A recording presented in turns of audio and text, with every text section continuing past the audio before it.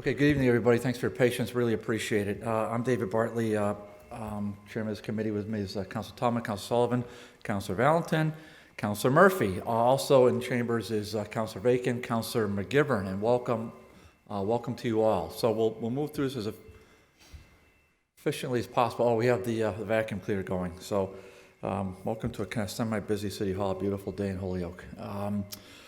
So this is the September 9th meeting of the Development and Governmental Relations Subcommittee to Holyoke City Council.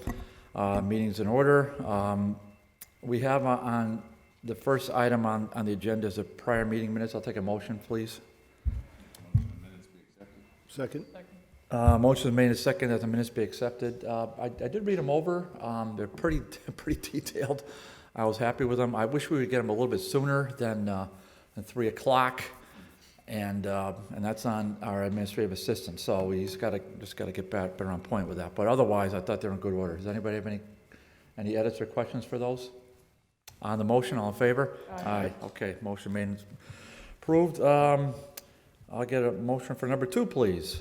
Motion to take item number 2 off the table for discussion. Second. Motion made and second, take that item number 2 off the table. That order that I file, City Council pass a resolution in support of the work of expanding natural gas in the City of Holyoke. The resolution should keep in mind the importance of protecting the environment, but should recognize the reality that expanding business, building the schools can only be done when there is available energy and power. What I did was I drafted a resolution. I had Ryan disseminate it to the committee. Are there questions? I can happily read it. Any questions or comments about the resolution? Counselor? None? No. Counselor? Nope. Counselor? None? Okay. How would you like to proceed? We can, this committee's ready. I mean, I can go with the great, we have a pretty full agenda, but. Would make a motion to approve the resolution as presented and send it to the full City Council. All right, is there a second for that? I'll second it. All right, motion has been and seconded that the resolution in support of HG&E, as I wrote it, is approved. Councilors, you probably haven't seen it. I only forwarded it to the committee members. Depending upon what we do after this vote, I will ask Ryan, because I don't want to get all bogged down in resolutions here. I'll ask Ryan to forward it as either it's presented or amended to the full City Council prior to the next meeting. All right, so motion made second. I think it came out well. I really want to thank Councilor Sullivan for helping me out with it. Some of the language might have been a little salty at one point, and so I think that's been kind of smoothed out. I wasn't terribly salty, but I think it came out well. Any other questions or comments? Councilors, hearing none. On the motion, all in favor? Aye. Aye. Opposed? No. None. Oh, we have one opposed. Oh, good. Okay. Well, it shouldn't be a surprise based on my order that I filed before this, which was the opposite, so thank you. You're welcome. Thank you. Thank you. All right, so we'll just make a note in the minutes that we've asked the administrative assistant to forward this as approved to the full City Council, and hopefully, if there's questions on it, we can amend those at the full City Council. Take item 3 off the table? Yes, just number 3, right? The 4 and 5 will be a package. Motion made second, take number 3 off the table. All in favor? Aye. Special permit application of Frank D. Marinus for a single-family home in the floodplain overlay district 812 on Northampton Street. Mr. D. Marinus, where are you? Okay.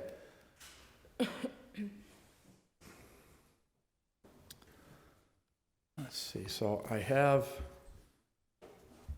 what appears to be your application, Mr. DeMaris. Welcome, sir. Mr. DeMaris, is there a specific address?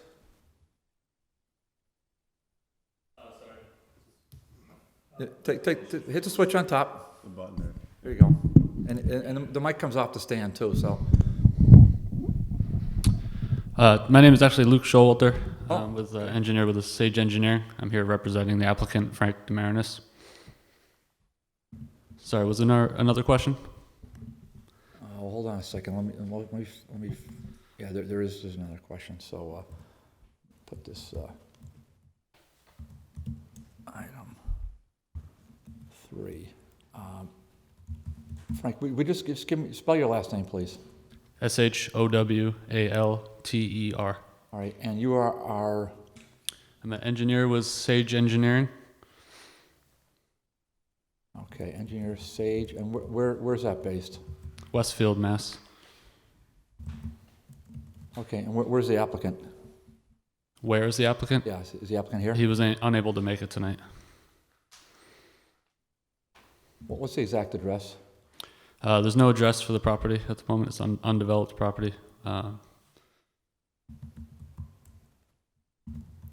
Okay. Council Sullivan. There's also supposed to be a public hearing tonight on this also? There would be a public hearing for this, absolutely. Yeah, good, it's, So I'll take a motion to open a public hearing. So moved. Second? Motion made second, to open the public hearing. On the motion, all in favor? Aye. Okay, so we are in public hearing. All that means is that we will allow the public to speak on this matter as of just when I mention that, we will just raise your hand and come up to the microphone should you so desire. Mr. Showalter, why don't you tell us what's happening with this? Yeah, so it's I think it's pretty straightforward. The applicant's proposing to build a single-family home with an attached 3-car garage. The project's before the committee because the house would be located within the floodplain district. There's an existing access road through the property. The entire property is wooded. And there was an existing access road that went through the property to access the property to the north. And the applicant plans to use that existing road as his driveway to his house. Okay, so, Mr. Showalter, let's just do it this way. I think you probably know this, but I'm going to advise you of this, that this is a part-time body, okay? So we're not here studying your engineering plans in much detail prior to this meeting. Mm-hmm. So I want you to orient me first as to where this is exactly. So I'm traveling north on Route 5. What's the landmark? To be honest, I'm not too familiar with the area, but it is right off Route 5, Northampton Street. Yeah, I figured that. Let me rephrase it then. So if you're going on Route 5, would it be on your right or left-hand side? If you're going north, it's on the right-hand side. Okay, so you're north on the right side. Okay, makes sense. Connecticut River is on your Okay, right. Yep. yeah, makes sense. And then, is it past Old Ferry Road or is it before Old Ferry Road? Just past Old Ferry Road. Just past Old Ferry Road. Okay. I'm not gonna. Yeah. Maybe help orient it. Oh, okay. You know what? I'm in a butter, and it's the property just south of the new solar field. Okay, so I appreciate that. So because she's not on the microphone, what the resident said, who's in a butter, is that the property is just south of a new solar field that was approved by this body a few years ago, and among other things were approved, and that is more or less across the street from Delaney House on the right-hand side of the street. Okay, and so Mr.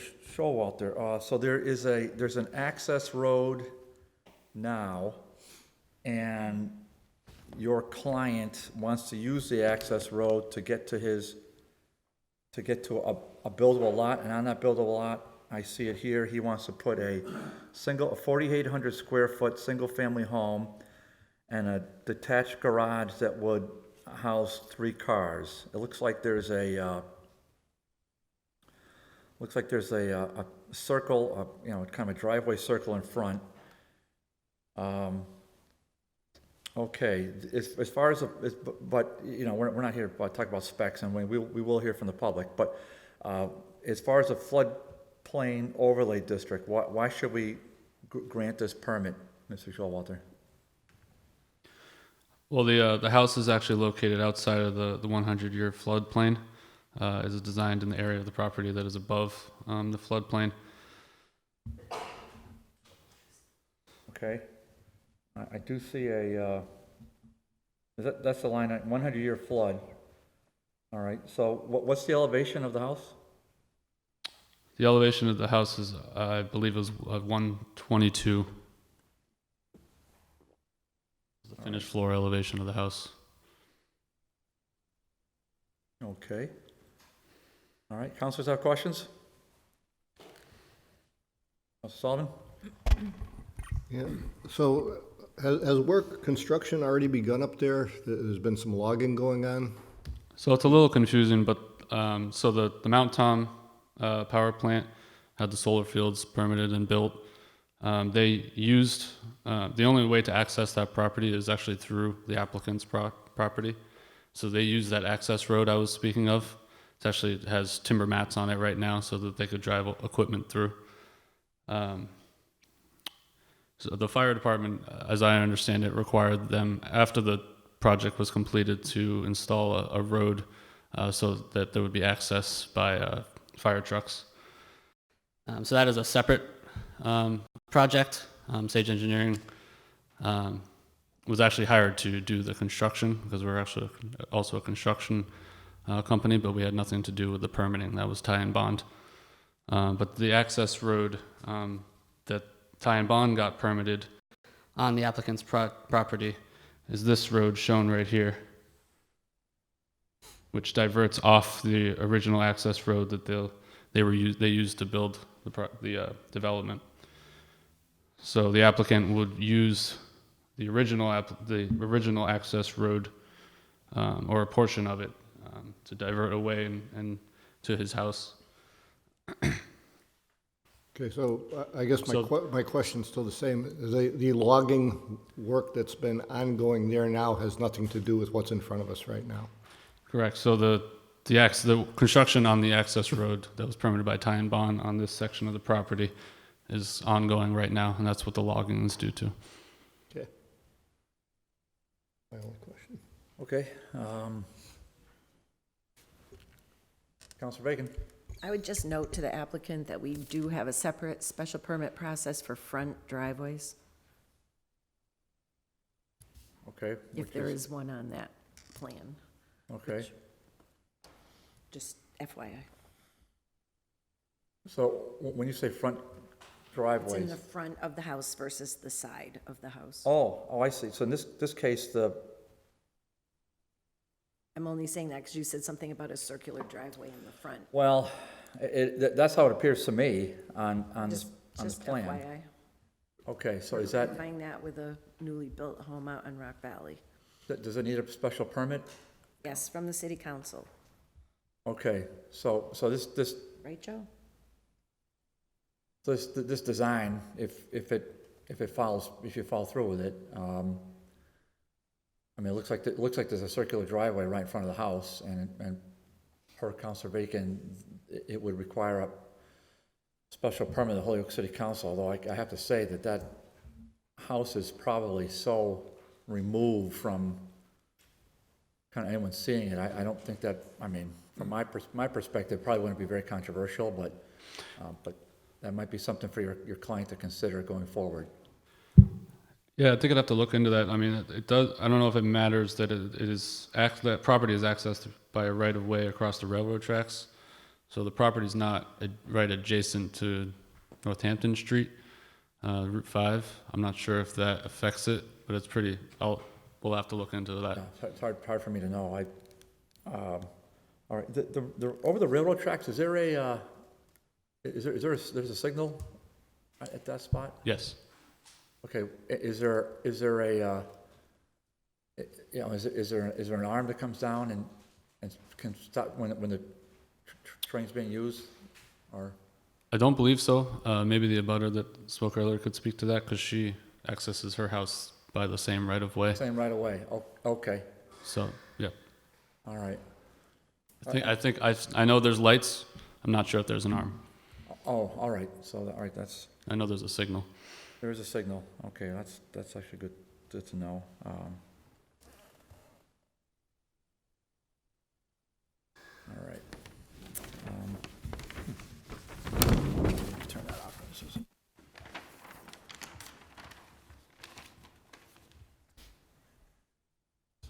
Just give me a minute.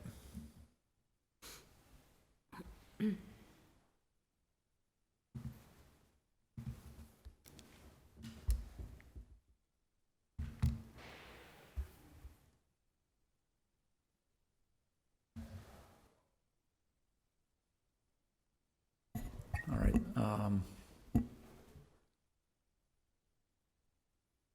So if we, let's see, granny structure, in a flood overlay district at the time of patch, okay, it is allowed.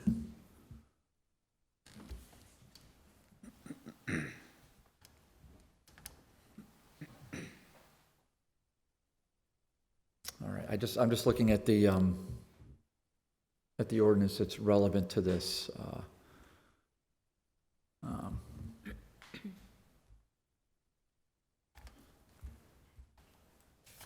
So appreciate your patience. Hold on a minute.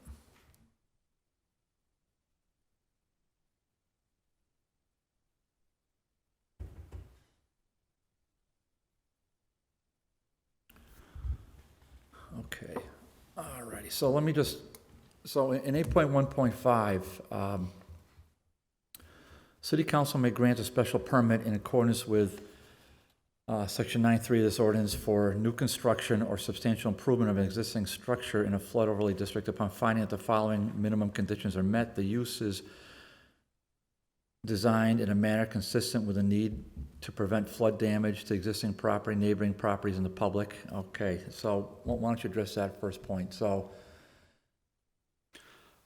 Yeah, I think, as I said earlier, the house is above the floodplain. So, I mean, that would prevent property damage right there in the event of a 100-year storm.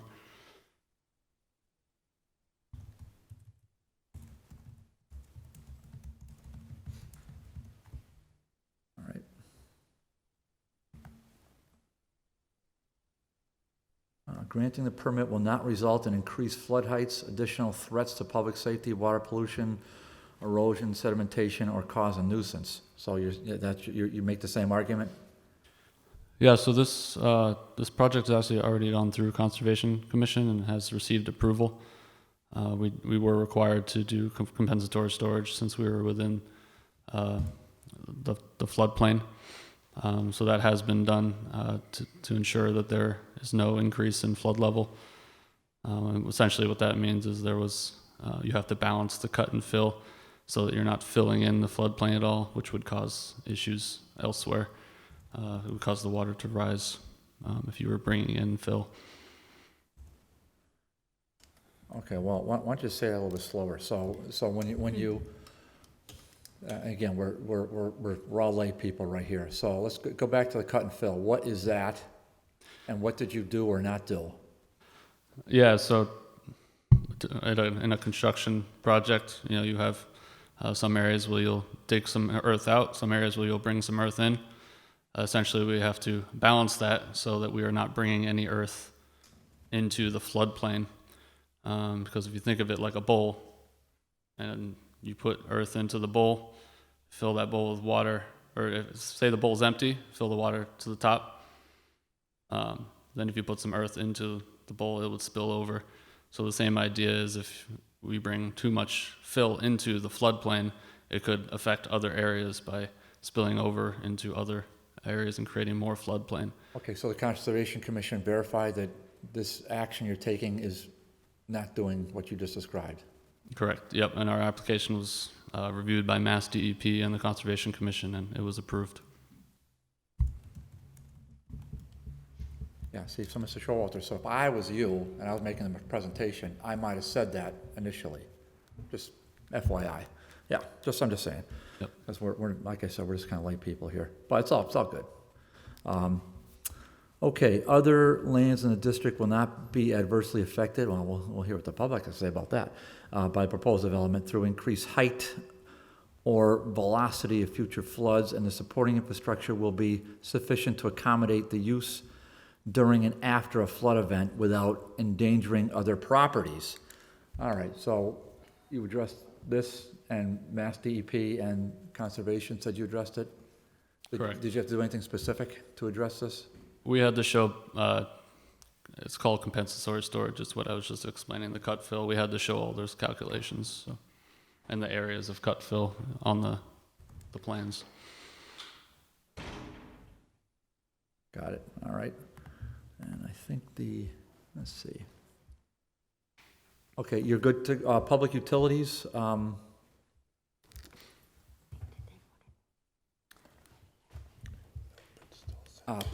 so how's that gonna be? I mean, is there sewer gonna go out there? Is it gonna be a, Yeah, I can go over the utilities if you like. yeah, We actually have submitted a septic application to the health department. I have received an email that said they have approved it, but they won't issue the permit until the special permit is approved. So we essentially have an approval for the septic system, which is shown on the plans next to the house. The water line is proposed to connect to a water line that's actually being installed by the solar field road that's being installed right now. Electric is coming in through a pole on the south side of the property, and then it will go underground on the property. oh, really? So you're gonna connect to a pole, and then somebody's gonna dig a trench, and you're gonna have the power lines be all underground? Correct. Once it gets onto the property, we'll go underground with it. Just because it's such a long distance, it's just more economical that way. And he is proposing some pasture area in the front here. So that will be open, so he won't be, trenching through the woods. Okay, all right, so it was water, sewer, electric, I think we covered it.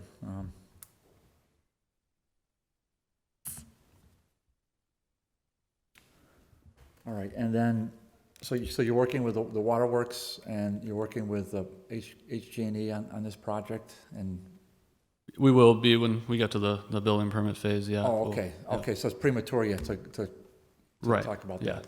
We All right. we don't want to get through this stage first before we get into those conversations. There's only a couple more spots here. The proposed use complies in all aspects of the requirement, okay. The proposed use demonstrates evidence of compliance with local, state, and federal laws, which you've already indicated that happened. The planning board shall investigate the application and must make a report in writing within 30 days. Now, do I have a report from the planning board? Let's see if I have that. I have anything from the planning board.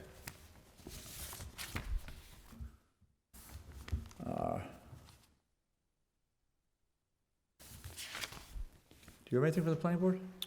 Did you meet with the planning board? No, I don't recall that section being required. What, Well, let's just look at it ourselves, look at it together here. So, 8.1.57, let me just read it, okay. The planning board shall investigate the application and must make a report in writing within 30 days.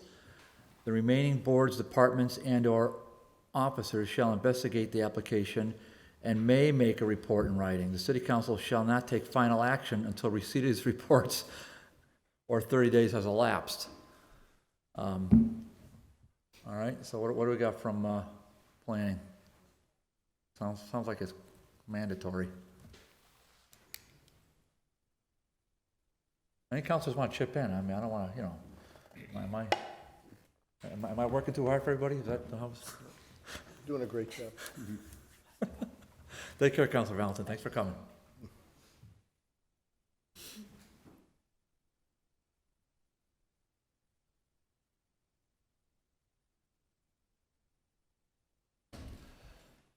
Well, this is civic engagement, folks, especially for the young people here. I'm really excited to see the young people here. Gets me fired up. welcome to you both, you ladies. Now you get to give a speech. No, those are reserved for me. Councilor Murphy wasn't recognized either. He should know better.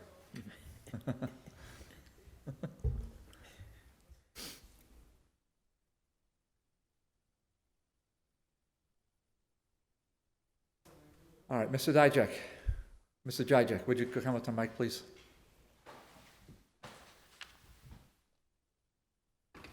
Mr. Dijak, thank you for being here. Appreciate that. John, just tilt that for you so you can see. You can take it off if you want. John, I'm looking at the ordinance here. John, this is John Dijak, Office of Planning and Economic Development. John, welcome as always. Thank you. Appreciate you being here as always. What's the department's position on this application, especially the planning board? Does Mr. Burkott have a I'm sorry, I'm not familiar with the project. Okay, all right, so it sounds to me like maybe something did or did not happen at this point. I mean, I'm reading the ordinance. I mean, unless I'm missing something. Just listening to what you read, I believe there was applicant may submit to the planning board. I don't know if it's a requirement. Planning board shall investigate, so Okay. it sounds like it's a requirement, John. All right. We could, I could try to get some feedback for you tomorrow, Yeah, if you have any information.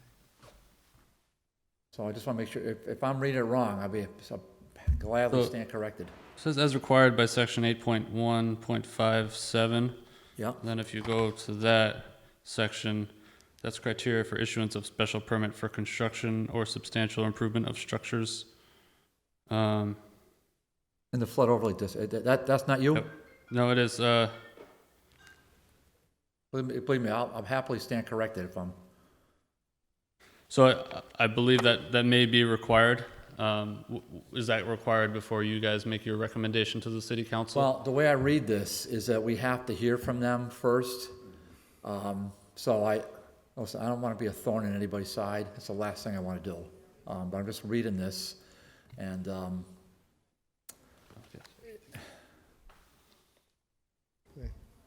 Councilor Sullivan.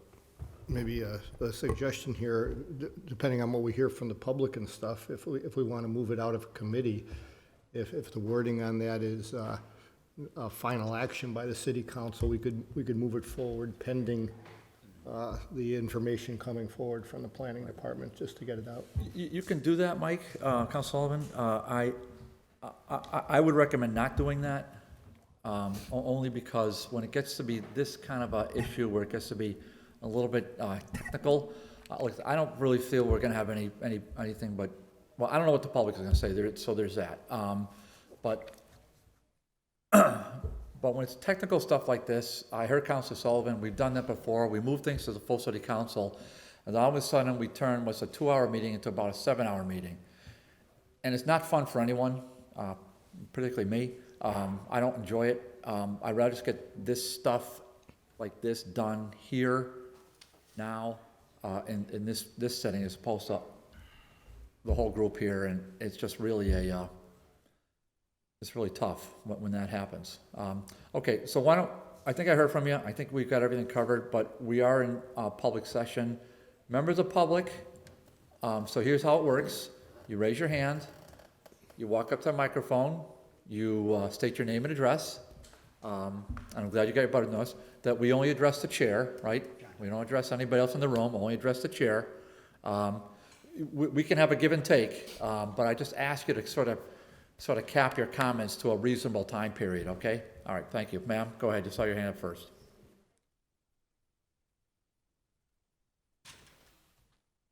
Hi, thanks for letting me speak. My name's Nancy Schwartz. My husband and I own the property directly south. It's the Mount Tom Rose's greenhouse property, 482 Northampton Street, Holyoke. 42 Northampton Street. Okay. Yeah, we've had the property almost 40 years, and Oh, wow. I know. Nice. Well, nice to finally meet you. Oh, Ms. Schwartz, go ahead. If you want to take that mic off I can hear you fine. Yeah. If you want, okay, I can hear you fine. Now you turned it off. You're good. There. Now you're good. Go ahead, I'll just Mr. step Schwartz. back. Go ahead. Yeah, we've been going to these hearings, Conservation Commission, since last October, and, we're understanding the process. And our concern is that the parcel be treated thoughtfully. It's right now heavily wooded, undeveloped. That parcel is zoned RA, residential agricultural. We are zoned industrial park, as is the solar field on the other side. And before I'm thinking about it, I do want to say that I was rather shocked by how much logging has occurred there already. And it did seem excessive in what was needed for that access road. So I just want to make sure that the clearing is appropriate for what's happening right now. Yeah, Mr. Schwartz, I just this is sort of on point. I don't remember you being here when we approved the solar, were you here? I don't recall. I have to say that we received a notice for that with the wrong date, and we were never given notice for the corrected date, and it all happened without us knowing. And I will say I was very disappointed in the follow-through with that. Yeah, I really wish you were here, because I would have loved to heard your voice. So we had, dealing with NG or whatever name they're under now, it was a frustrating, I mean, they Yeah. were here at least 4 times, and I think it was Yeah. 5 or 6. Well, we but- were ready to come to a meeting almost like 2 years ago, and I Yeah. checked the agenda, and it wasn't, actually, it was called like for a Thursday with a different date. It didn't match. And when I called our Rebecca Lisi, she, I believe, called some office. Anyways, we just were never notified, thus we never were able to Yeah, I can follow assure up with you, those I can assure meetings. you, I heard not one word from Counselor Lisi about this, not one. Yeah. Well, So so- I don't, I mean, I'm not being mean, I'm just stating historical fact. Yeah, yeah. So, okay, well, So I just wanted to just say that I'd be curious to know, and I have not seen that latest plan that was presented for that clearing for that. But I just wanted to make sure that the logging hasn't proceeded further than what's needed for that access road. all right, so I'll defer, as I do most things, to Counselor McGivern on some of these matters, because he just has such great institutional knowledge. But I think planning board would have to have a public hearing if I don't see that in the ordinance, but I'm assuming they would have to have a public hearing relative to this aspect of 8.1.5.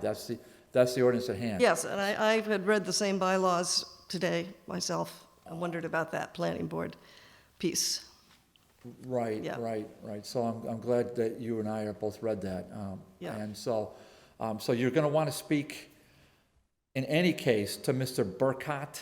Jeff Burkott is the Burkott. planning director. Okay. You can get his contact from Mr. Dijek, who's directly behind you. He'll happily give you his telephone Okay. number and his email, and that, thereby you can, certainly stay in tune with what happens from the planning Yeah, board's yeah. perspective on this. We're interested abutters. Of course, we would love to see nothing happen to that property ever, and I know that that's not realistic. It is zoned RA, somebody can build a house there, absolutely.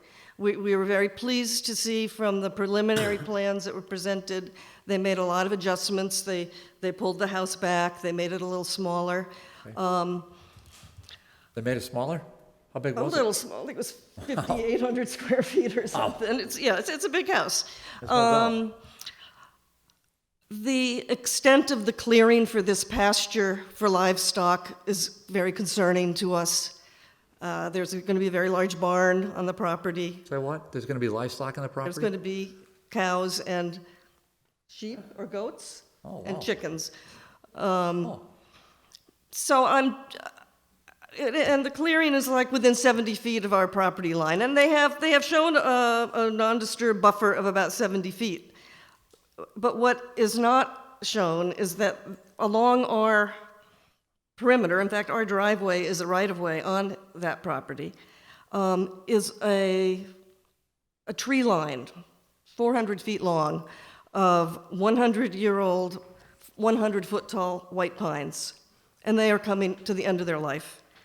And twice last winter, 2 of those huge pine trees on their property blew down in windstorms and caused substantial damage, property damage to our home. Mr. Damaris actually did not respond after the first incident when I asked for him to take down trees. He said he would do it when they're clearing for this project. That did not happen until 2 months later, another tree fell. I understand trees are going to fall, and I understand that the end of these trees' life may have come, but we do want to make sure that the trees maybe are taken down properly, and that when they are taken down, is there a possibility of some kind of a privacy buffer or a vegetation planting or some kind of screening, privacy screening that could be considered as part of their application? Well, here's the good news for that. Well, Mr. Forrest, first of all, I apologize on behalf of the city of Holyoke for you not getting proper a butter notice relative to NG. I mean, we had them here multiple times on multiple public hearings. I don't recall, other than Mr. Roscotton from across the street, he's the only abutter I recall being here for that. For anything to do with the tower, the smokestack coming down, or the solar panels. We did get notice as to Yeah. this new road, that one, that just came up in the last year, but The good news is that the city council is very broad. Now, I don't know how we're gonna vote, but I think the councilors probably heard you, and I think, my guess is they're probably gonna heed you. But we have very broad authority to put any condition, which is reasonable and relative, on any special permit. okay. So, That's good. I wasn't sure if this So- was the proper setting for me Oh, to bring that up. it is a proper setting, Okay. but, I'm not saying we're gonna do No, that. I but- appreciate But that. I heard what you said, and I took some notes about that, but, it's, Yeah, I'm pretty sure this is gonna have to be continued, and, and it's probably have to be continued for a while, and I'm not sure the applicant's gonna be very happy about that, because, I don't know when we're gonna hear from the planning the board planning board. on this one. So Okay. so we have to continue to a date certain, and Okay. I'll continue it a month, I'll just to be safe, I'll continue it a month at a time, and we may or may not hear from, planning. So this committee will probably meet again in October and in November. I strongly doubt we'll meet in December, and then January is January, and then, some of us may or may not be here, so we'll just see how that rolls, right? I'm confident we'll all be here, but then, okay. you never know. So that's how it goes forward. So it's hard to really predict. Okay. All right. Yeah. Okay, so any other questions, The comments? only other question I had, because I know that when there's the abutting properties have different zoning classifications. Sometimes there's different setbacks or buffers required. And I just ran across this in the definitions of the bylaws. And I don't know if anybody can speak or maybe explain it to me. Agricultural use, non-exempt. Agricultural use of property not exempted by GL 40A S.3. No such use shall be located on a lot with less than 5 acres in area. Well, that's fine. This is 11 or 12. Unless it's located in an RA district. I guess it was the last sentence. No such use shall be located within 200 feet of any property line other than a residential property in an RA district. I don't understand, as I read that, it almost makes me say they can't have agricultural use within 200 feet of a property line that's not in an RA district. I just need clarification. Where specifically is that? Are you reading what Oh, section? sorry, this is in the section 2.0 definitions at the beginning of the bylaws. So it wasn't, I didn't find it elsewhere. Somewhere else in the bylaws, I found something about, Yeah,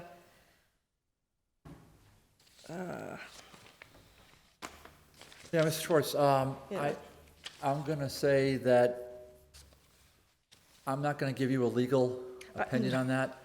So my only thing to you is if you should probably get legal counsel to help you decipher that. 'cause Okay. That's not really our If you want, you can go to, you can do it this way as well. You can go to your local, your ward counselor, or to Counselor Lisi, or Yeah. whomever you want, Yeah. and ask them to file something on your behalf to get a legal opinion from the city of Holyoke as to that definition. So those are your two options. So you have a free way, which is to call Counselor my McGee or counselor. Counselor Lisi, or any of the large counselors. Yeah. Or you can hire your own legal counsel to get you a Okay, definition. but if there's on that. not like somebody in the planning department that could maybe explain that to me. Possibly. If I was misunderstanding it. Yeah, possibly. Maybe. Try Okay. that as well. Yeah. Okay? Okay, I will do, I just found that today, so it was like, it was a little bit of a surprise. All right, thank you so much. I think that covers it. Thank you for your time. Thank you. Anyone else from the public want to speak for or against, or to have a comment about this? No, I see no other hands. All right, Ms. Showalter, what's your position at this point? I mean, I think the applicant would request that if you would approve it otherwise tonight, to approve with a condition that the planning board submit the report to the city council. But that's your choice. I know the applicant has already been through a year of Conservation Commission permitting. He's anxious to build his house and get his family in there. I will say it's not an agricultural use. He's actually not, the barn was proposed initially, but it's not being proposed to be built at this time. The cows are, he wants to raise 2 or 3 cows for meat for him and his family. It's not really an agricultural use, but. All right, as far as Mr. Schwartz screening, I don't really know where exactly she wants screening to be put in. So what's the deal with the white pines and the land clearing and all that? What's going on there? Well, there was a 70-foot buffer shown between the abutter's property and the start of the pasture land. That's the applicant agreed to put that in for her. As far as his communication with her about the pines coming down on her property, I haven't been involved in that, so I'm not quite sure. He will be having trees removed, obviously, for the development. So maybe at that time he was going to have them also take down some of those white pines for her, but I'm not sure. Okay. All right. Well, thanks for all that. All right. Well, the committee can do what it wants. I'm of the opinion that we should table this and move on to a date certain, because I just think there's too many questions. But I'll recognize any counselor. Yeah, if I could- Councilor Murphy. yeah, not to make a motion, but I do agree, there's just too many questions here, and the whole process, I mean, as I'm listening to this, one of the things that would seem to me to be a missing part of all of these processes is if other departments of the city conservation commission, that we should be getting their reports, just like we get from the planning board when they give them to us, so that we're not coming here and hearing that this has been approved and that's been approved, but we have no record of it. I also, I don't know what the legal aspect is with Mr. Schwartz, but to me, again, it's kind of weird. You got IP right next to RA, and there's a 70-foot buffer, but I mean, I want to go out on a baseball diamond. 70 feet is 2.5 second run, not very far away. So I do have concerns, and I do think, the idea that the planning board needs to review it, and as far as we know, there's no meeting scheduled to do that at this point. I would just, wait till we do this first meeting for the DGR in October. So I'm going to make a motion that we table it. All right. Before we make the motion, let's just, Councilor Sullivan. Yeah, with respect to what my fellow councilors have said here, I haven't heard any serious opposition from the abutters. So to me, that's the most important thing. And the fact that they've been able to get approval from the Conservation Commission, given the location of this, I would think that would be the biggest hurdle in having had the conservation review it and approve it. What's before us is really just approval for the variance or whatever for the floodplain overlay. That we ought to just move this, and I understand the concern about something else coming up, but really to move this forward to the council, give the planning board their 30 days to get something in front of us in a timely fashion. Because right now, tabling this thing, you know, it's just waiting to hear from the planning board. And anything they've got, we can wait, we can hear that briefly in the full council and still meet the terms of the regulations here. So I'd like to see it move out of committee with the condition that we get approval from the planning board. Councilor McGivern? Partly what Councilor Sullivan says, I agree with, and this is only about floodplain and putting a single-family home there. As far as the farm animals go, I don't believe, and our planning director is here, that you can have any farm animals anywhere but in an RA zone within the city limits. And that's always held true since I've been around, but things do change. But as far as the planning board goes, this is a zoning question with a floodplain overlay district in the zone. The planning board always had a joint meeting with us. We heard the same thing together. They took their time, had their own separate meeting, made their recommendation back to us, and then we went forward. It's like a zone change. Not a zone change itself, but it's similar to the process of a zone change. And this is where this type of technical special permit, we need the law department here, we need the planning board here. If the planning board itself isn't gonna come, we need someone from the planning department to come in and weigh in on this with us. Because our questions are technical and are legit. The conservation is gonna do the most important work, is can they make the plan work as our engineer explained to us this evening? If they can, I think that satisfies that. But is it suitable for a single-family home is what we're trying to do, knowing it's a floodplain district. But it's a shame that the planning board won't meet with us on items like this. Okay, Councilor Tallman? Yeah, I agree with Councilor Murphy. I think there's too many questions right now, and I'd feel more comfortable, hearing from the planning department before we make any decision, and would go along with, tabling this into our next meeting so we can get some answers. And I don't think a month is going to really hurt the project that much. So.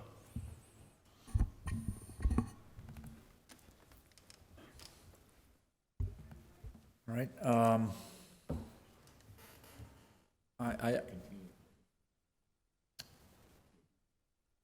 Councilor Murphy, put your mic on. Councilor Murphy? Would we be continuing the public hearing? Well, you could continue the public hearing, or you could close it now. You can do all sorts of things. So, I would recommend you don't do that. I'd recommend that you continue the public hearing and continue this meeting to a date certain. I don't have a calendar with me at this point. Let me see if I can get online to, I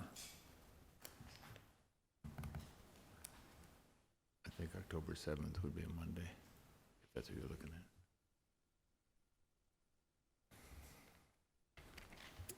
when's the first Monday, October, Councilor Murphy?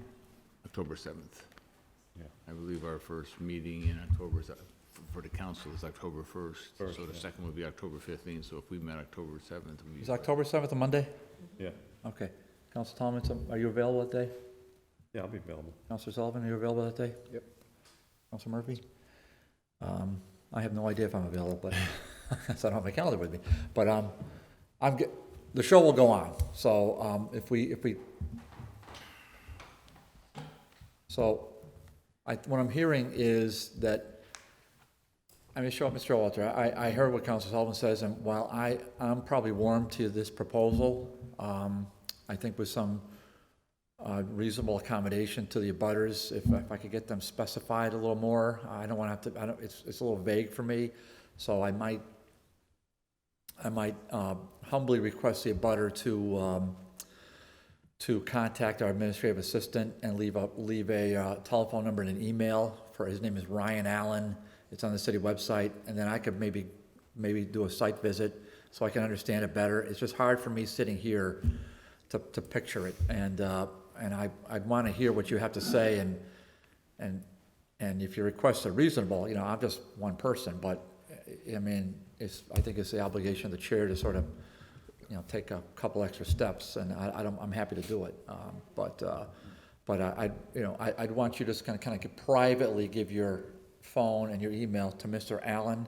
His office is directly behind us, His hours are, 9 to 5, Monday through Friday, generally, that's what, but there is a voicemail, so if you left him your contact, we could proceed accordingly. Your other alternative is to send me an email, which I'm on the holyoke.org. You can email me directly, okay? All right, that being said, I don't see any department heads on here, see anybody else here with a question mark? I don't see other councils with their hands up. I guess I'll take a motion to table this and to continue the public hearing to October 7th at 6 PM. So moved. Second. On the motion, as enunciated, all in favor, I'm gonna vote aye. Aye. Opposed? Okay, so that carries 3-1, one counselor not here. So this is continued to October 7th at 6 PM, okay? Thank you. All right.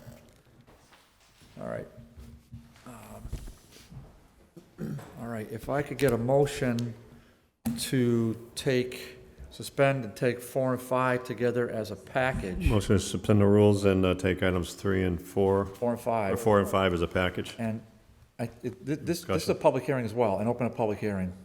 I think Joe, is this a public hearing I've never seen one of these. for a car? I was just trying to Google it. I have no idea what it is. What is? Endangered species. Oh, no, that's the name of their The name business. of the place, yeah. That's the name of the That's the name of the business. Yeah, it's over on Yeah. Elm Street, yeah. Yeah, special permits are public Yeah. hearings. Well, you know Elm Street, I know that. I don't have to, yeah, this is a public hearing. Okay, so the motion's made and seconded to suspend rules, take 4 and 5 as a package, and to open a public hearing. All in favor? Aye. Okay, is the applicant here? Oh, the applicants are here. Okay, great. With some help. With some help. All right, so special permit application for Endangered Species 4WD LLC to operate an auto sales facility at 155 Elm. That's item 4. Item 5, special permit for Endangered Species 4WD LLC to operate an auto repair facility at 155 Elm Street. Let's see here. We have, let's see here, endangered species. Well, here's what we're gonna do. Did you both wanna speak? Are you both speaking? Okay. So, what I'm gonna ask you is come up to the mic, just as you saw Mr. Showalter do, just kind of tilt it down so we can hear you. Give me your, let's just start out with, name and address. My name is Kyle Sicard. I'm co-owner of Endangered Species 4-Wheel Drive LLC, along with my brother-in-law, Robert O'Connor. The address is 155 Elm Street, Holyoke, Mass. 01040. All right, Miss, is it, you say Sicard or Seacard? Sicard. Yeah, because we, yeah. It's easier to spell if I say it, Sicard. Oh, no, that's not an unknown name in Holyoke, yeah, so, yeah, I would say Seacard, that's how I would, but I wanna, if you have a different pronunciation, I don't wanna mess it up. Mr. Seacard, proceed. So we have basically worked out a deal to purchase the business. It is an existing business. It's been in Holyoke for over 20 years, I believe. The previous owner was looking to retire, and we are looking to purchase the business from him. So because we're not purchasing the actual business, we're purchasing the assets and opening it as a different name, we had to apply for special permits. He had licensing to repair cars and sell vehicles. So we are also applying to repair vehicles and sell vehicles. Okay. Go ahead. Or is that it? I mean, it sounds about it, but you tell me. That's it. We were told by the licensing board that it would be easier to apply for both at the same time. We don't intend to sell vehicles immediately. That would be down the road, and maybe a small handful of vehicles per year, less than 6. And again, that would be down the road. Our main business is a repair facility for 4-wheel drive and off-road vehicles, pickup trucks. Okay, main business is a repair facility. Okay, so primarily repairs. what'd you say, four-wheel drives and then Four-wheel drive, trucks? Jeeps, pickup trucks. Okay. And then, We're somewhat specialized. We're not, we don't take in everything off the street. We have a niche market, and that's what we stick to. okay, then later you hope to do sales, and then sales would be kind of like the same thing? A handful of vehicle sales, basically building a specialty vehicle and selling them. Again, we're not going to be selling Honda Civics. We're not going to be a used car lot. Not that there's anything wrong with that, but that's not where you're going to be. Correct.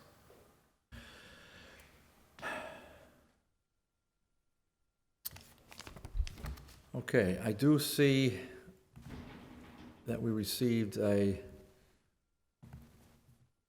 letter from the city engineer.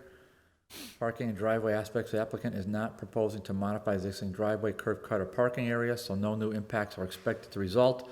Future repaving and alterations to these facilities may trigger a need for DPW approval. 2, traffic, the proposed use is not expected to significantly change existing trip generation from this property, so no new traffic impacts are expected to result. So that's the Department of Public Works. And then,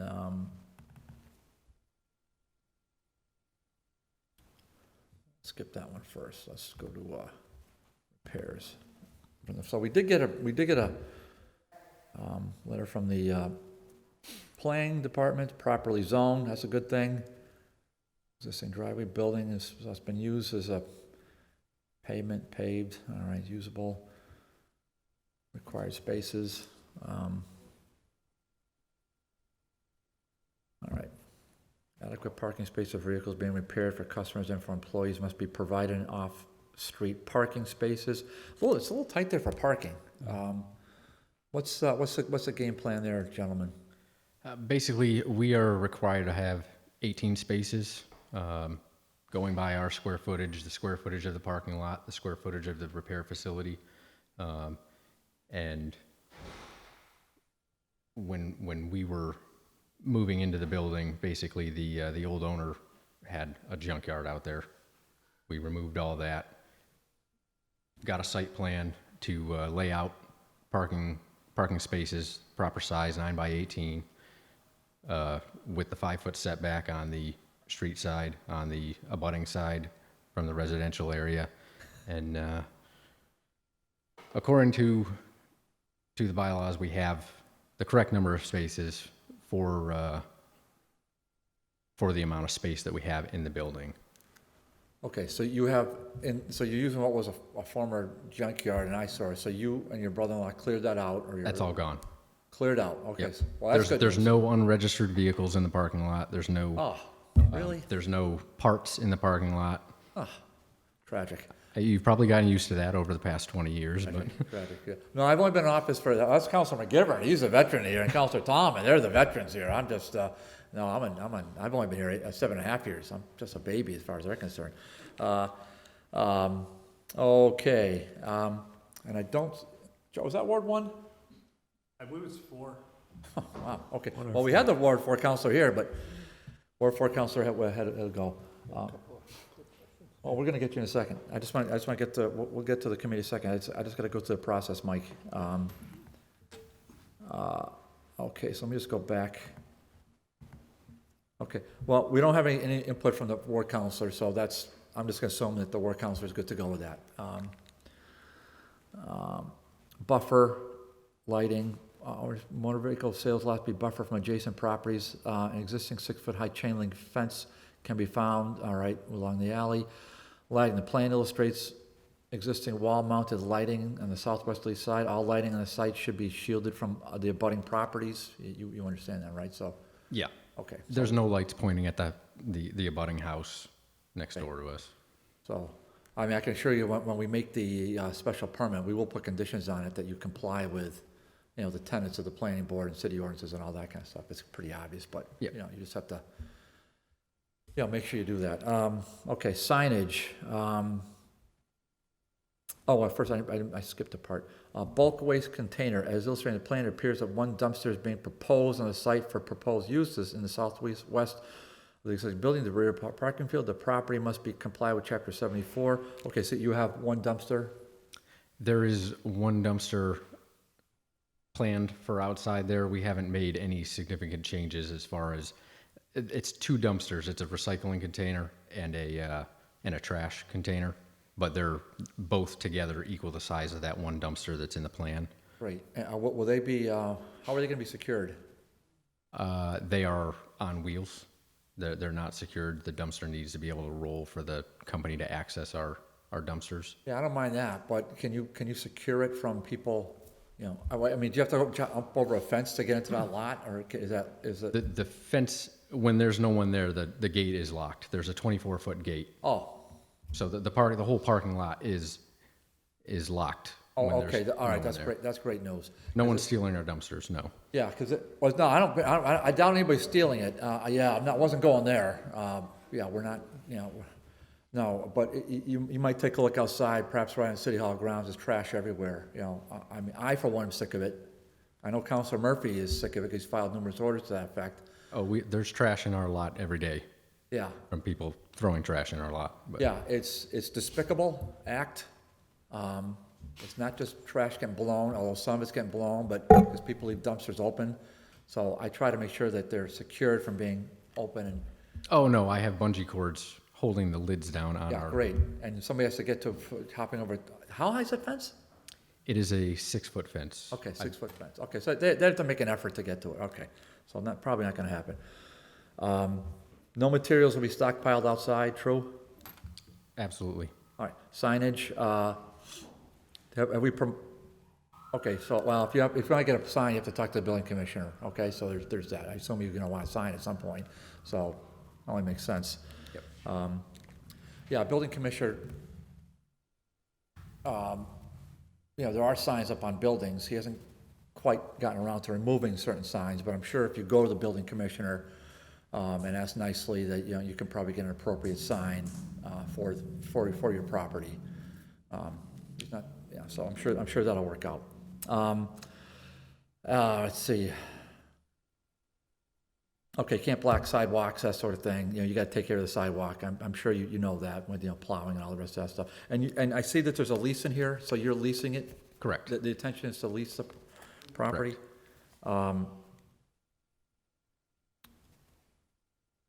Lease, it says commence January 1st of 2019. Well, did that happen? Have you started to lease it already? We started to lease it. We're still working for the old owner. The old owner is still there. He agreed to keep the business going. Oh, okay. Until we get everything worked out. His intent was to get out at the beginning of the year, but he agreed to keep it going until the special permits get sorted out. All right, and so the way this works is that we would, so after receiving a special permit from the city council, a license to operate the motor vehicle license garage for 1 year must be obtained from the license commission. So annually, you go back to the license commission. Right. We spoke to Jane originally in licensing, and Yeah. she was the one who helped us get everything sorted out for. Yeah, she's a real credit to the city of Holyoke, so we're lucky to have her, in my opinion. All right, so just one more, Counselor Sullivan, so hold the line, please. All right, so this is for motor vehicle sales, where I heard what you say, probably down the road. I'm gonna see if anything else is different in here for.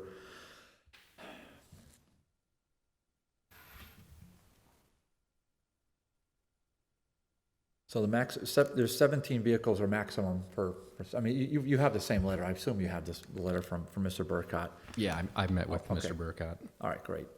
Same thing with signs, lighting, customer parking. Now, that's always a good one. So where are customers gonna park?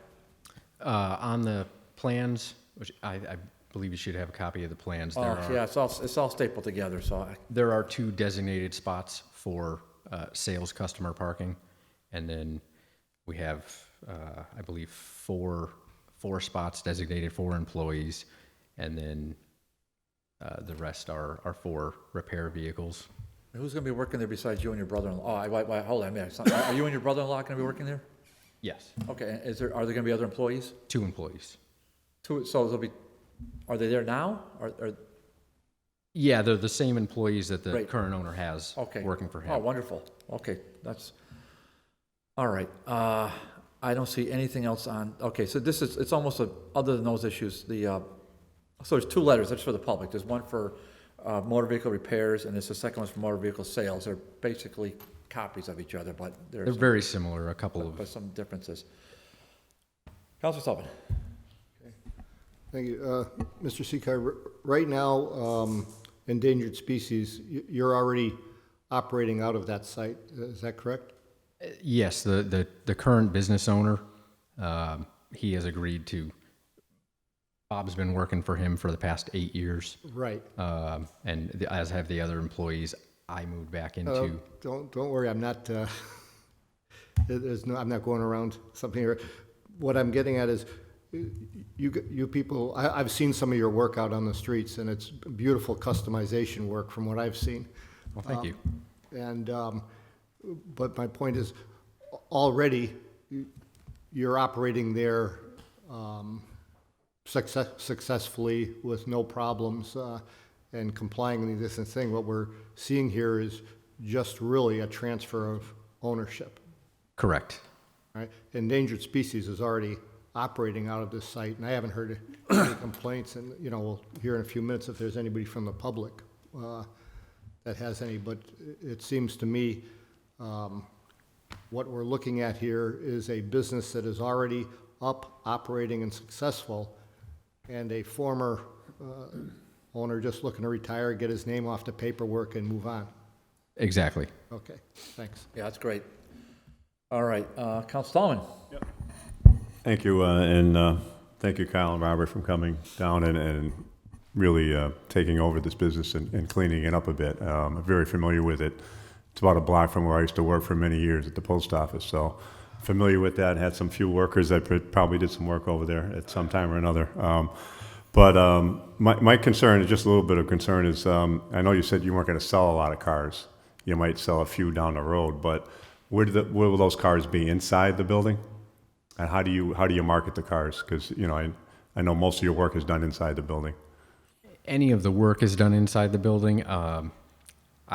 We honestly haven't gotten that far as far as considering actual vehicle sales as a part of the business. Right. I would say we may, whether they're stored outside or inside, I would probably keep them inside, but they would most likely be marketed on social media, newspaper. Right, but you're primarily repair, I mean, business, yeah. Yes. Yeah, over the years you have been, the sales side of it was just to combine and do both things at once to get the permit, so Right. that we can, if we decide to do it, or when we decide to do it, that it would be taken care of. Yeah, and I know there's not a lot of cars. I mean, a lot of our gas stations and smaller car lots actually put cars, and sometimes they're right out there, almost right on the street in front of, you know, and they put 4 or 5 out there. So if you do, just to be cognitive of, you know, trying to keep it clean, if you put 1 or 2 cars, you know, because I know that street's a one-way street, you know, Elm Street going down, that if you have to market them, that you know, it's kept neat and clean, you know, if you have to put them on the street. Oh, absolutely. I wouldn't park them on the street. No, okay. All right. Thank you. Any other counselors? Over here, Joe. Counselor McGivern? Thank you, and I too thank you for taking over and cleaning up a business that needed some cleaning up, but a good business. And I think your proposal is wonderful, but there's some specifics that go with these special permits. And it sounds like you filed the correct map, but how many, and I don't think you can answer this because I don't think you know, but how many cars are you asking to sell at one time? At any given time, I had a meeting with Mr. Burkott about this because that was a specific question of his, and I told him I can't imagine having more than 3 to 4 cars tops, and this would be probably years down the road. We're not there. Is this building go all the ways to Suffolk Street, or is it just, The building does. Our leased area does not. does not? So in your leased area, how many bays do you have for the mechanical work? We have three actual repair bays.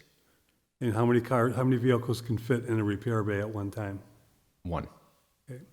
So you can have 3 mechanics and 3 vehicles you're gonna work on? Essentially, yes. Okay, because you're not doing any work in the parking lot? No. Okay.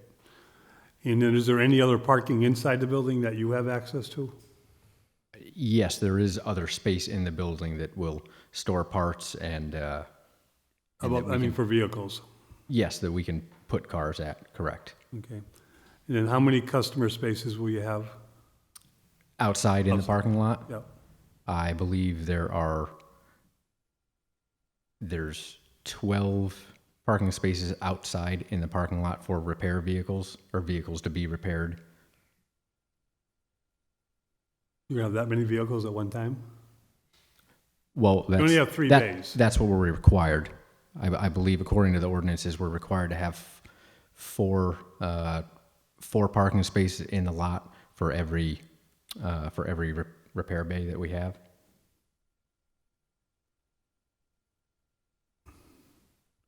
And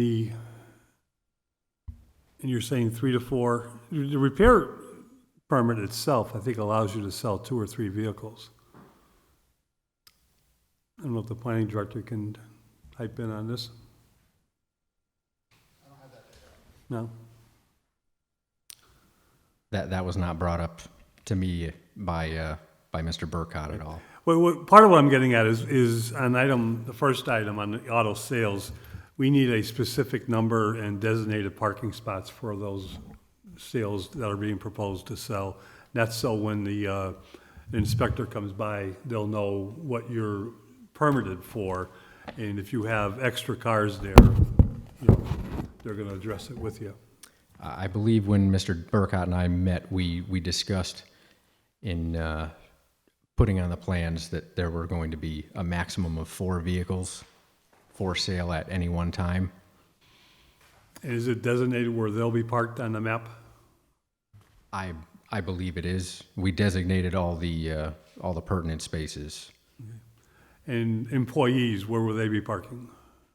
We're required, since we have 4 employees total, I believe it's 2 spaces for every 3 employees. So we should have 4 parking spaces for employees in the parking lot. And you have 18 parking spaces? Correct.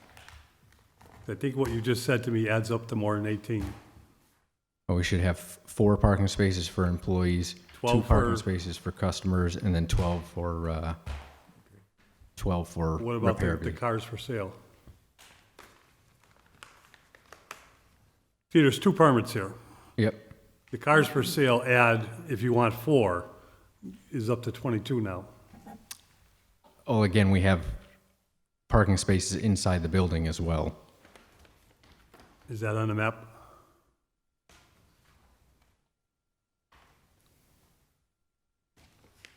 Make it easy, I'll tell you that.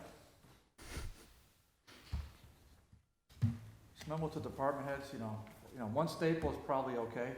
I don't think you need 17. I just, give you something to do, I guess, but.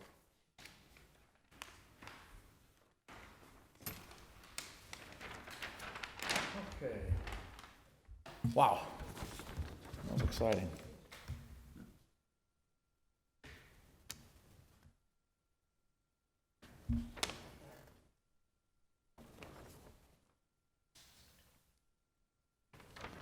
Okay, looks like there's 20 spaces in the former junkyard lot. So there's 20 spaces there. Well, how many did we need?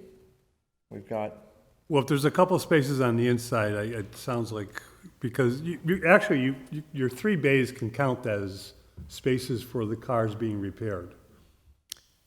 There's 6,500 square feet of usable space in our leased area. And 3 of the bays only accounts for maybe 1,500 square feet tops. And everything else is wide open? For the most part, You can yeah. you can drive vehicles in and out? Correct. Because of the 12 for the auto repair, 3 of the 12 is the bay itself. And some garages actually can fit 2 cars into a bay at one time. But it sounds like you can only fit 1 car in each bay. We could maybe squeeze 2 in. I would never do that, though. No, again, this is when the inspector comes by to make it easy for you and easy for the inspector to say, okay, where's the cars for sale? Where's the cars that you're working on? And what's that car over there? I think there's plenty of room, Mr. Chairman, but we have to designate this on the special permit for the auto sales, the amount of cars, and make sure there's enough off-street parking for everything we just talked about. That can include indoor parking. Yeah, I appreciate your input, Councilor McGivern, as always. Any other councilors? And we will do that with the conditions. Any other councilors want to address this? We are in a public hearing. Anyone from the public want to speak for or against the applicant? Any department heads want to say anything? Hearing none. I'll entertain a motion to close the public hearing. So Motion to close the public hearing? Second. On the motion to close the public hearing, all in favor? Aye. Okay. I think the committee heard a pretty good discussion from the aforesaid, and I think that we have what sounds like is a continuation of a business that looks like it's going to be a continued good addition to this part of Holyoke. I want to support it. I think that the only thing I'm hearing is that I think that so special permit's got to certainly got to entertain whatever criteria is put in the planning board and the public works letters. The special permit's got to reflect that. I think also a special permit should reflect that the car sales amount of car sales. I don't think it can top 5. Is that unreasonable, Mr. Seacard? We would have no issue with that whatsoever. All right. So the special permit, at maximum amount of cars available for vehicles, I should say, vehicles available for sale will be 5. And by the way, gentlemen, you can always, if something happens and say you bought a budding building or whatever, I don't know whatever it could be, but the process, I mean, you can amend a special permit, okay? So okay, you're aware of that. All right, good. Okay, but we have to put something now to sort of get us through this process and getting to the council. So the motion would be to approve special permits with the conditions that the planning board, the Department of Public Works criteria is satisfied, and that the maximum number of cars available for sale would be 5. That's the motion. Second. Under discussion. Hearing none. On the motion to grant the 2 special permits as amended. All in favor? Aye. Aye. Opposed? None. Okay. So those special permits are recommended for approval to City Council. I want to thank the councilors who are here for all their input. The next City Council meeting is, well, okay, the next City Council meeting is a special meeting, I believe is the 16th. We don't have an agenda. The next normal regular City Council meeting is October 1st. Is that okay, so we will be in session October 1st, and at that point, this will be on our agenda at that point. You may or may not come. It's really, your choice, if you want to come. We will have a discussion at that point, and we'll take an up or down vote at that point. Okay, gentlemen? Thank you very much. All right, ladies, thank you too. All right. Okay.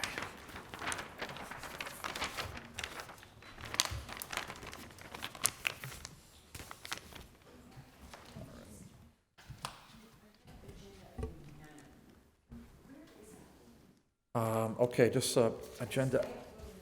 Oh, I'm sorry, Councilor Bacon. Agenda item 9, Easthampton Road, surplus property. It's on the left-hand side, just south of the log cabin. South, or, yeah. Past the animal hospital? Yes. So in between the animal hospital and the log cabin. All right. So just give me a minute. Mark, thank you, Mark, for coming in. Isn't it a John, thank you swamp? for coming in. Let me just,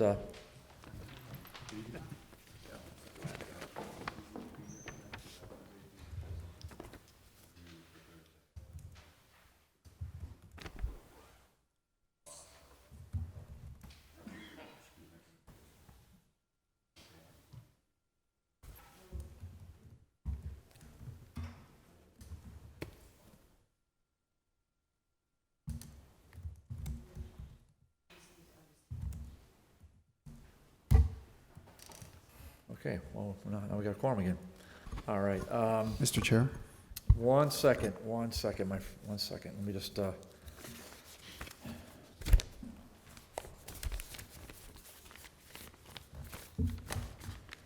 kingdom for a paperclip. We had Staples, so. Let's see if I can find a paperclip here.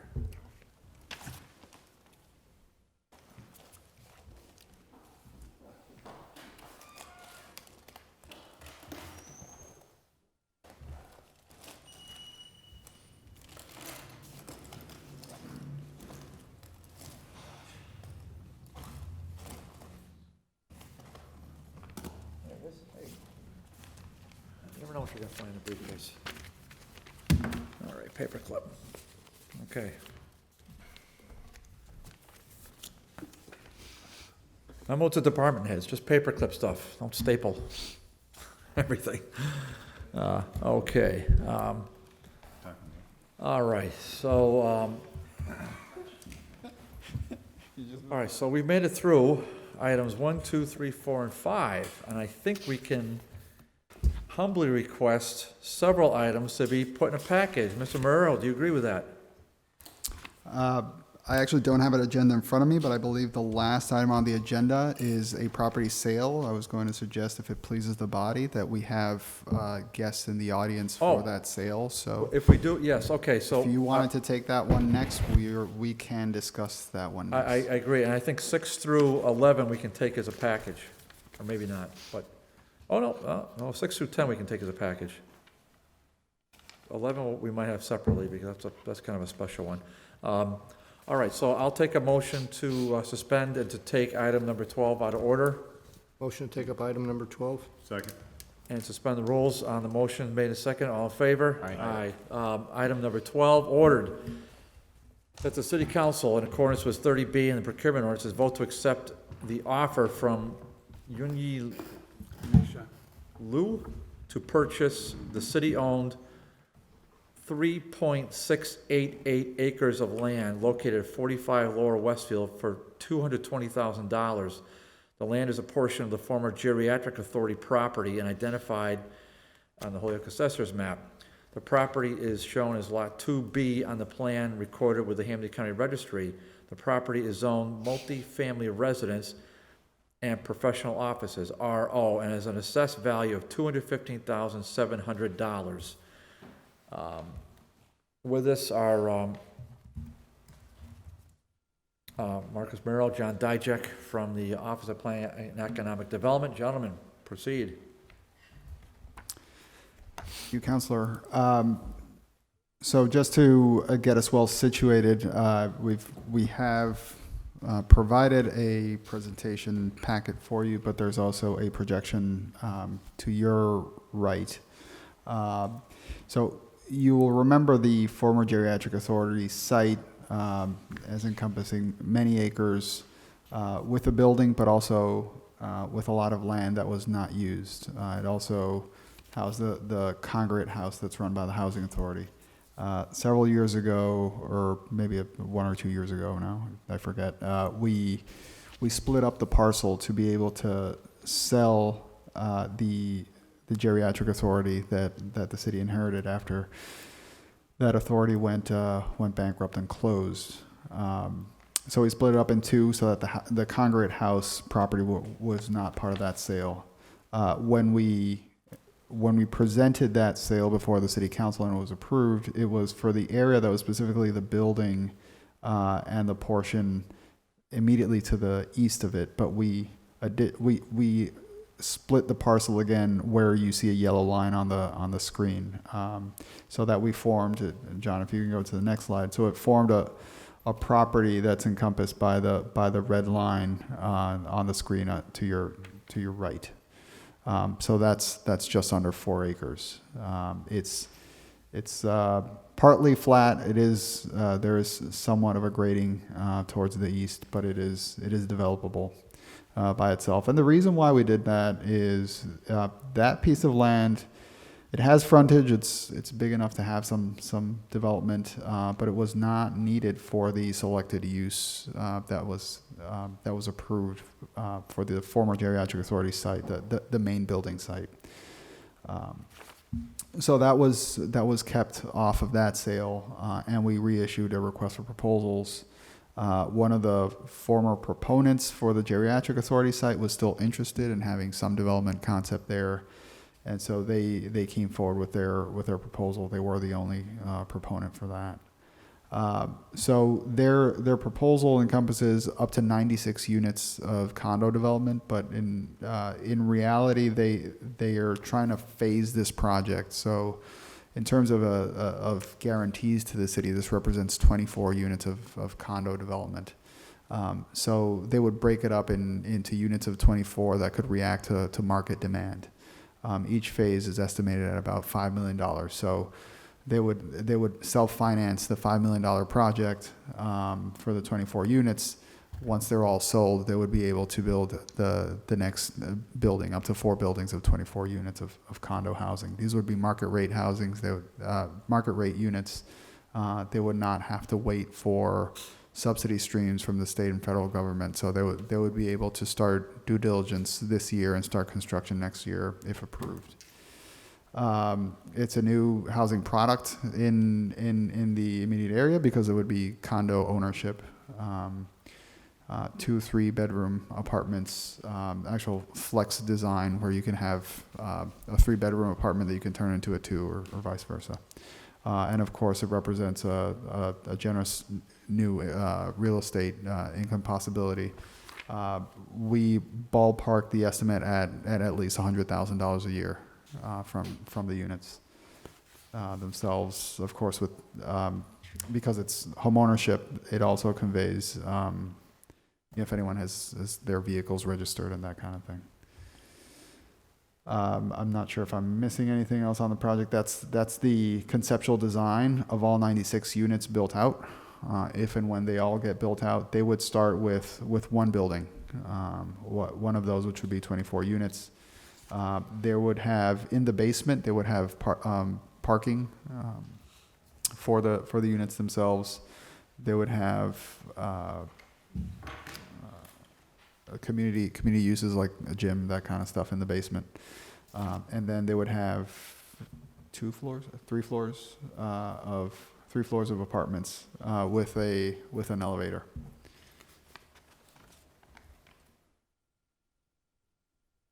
So that's the kind of the general overview. They are here, of course, as I indicated before, and it's the pleasure of the body. We usually indicate the proponents to be present so that they can directly present if they wish, or they can address any questions that the body would have for them. So if you have questions for us or for them, please let me know. Why don't we hear from the proponents? Marcos, thank you for your excellent presentation as always. The proponents are whom, and they're here? So Yes. Mr. Driscoll, are you representing them? I do. Okay. So we're gonna I'm gonna take a motion to suspend our rules and allow the public to address us on, can I get a second on that, please? Second.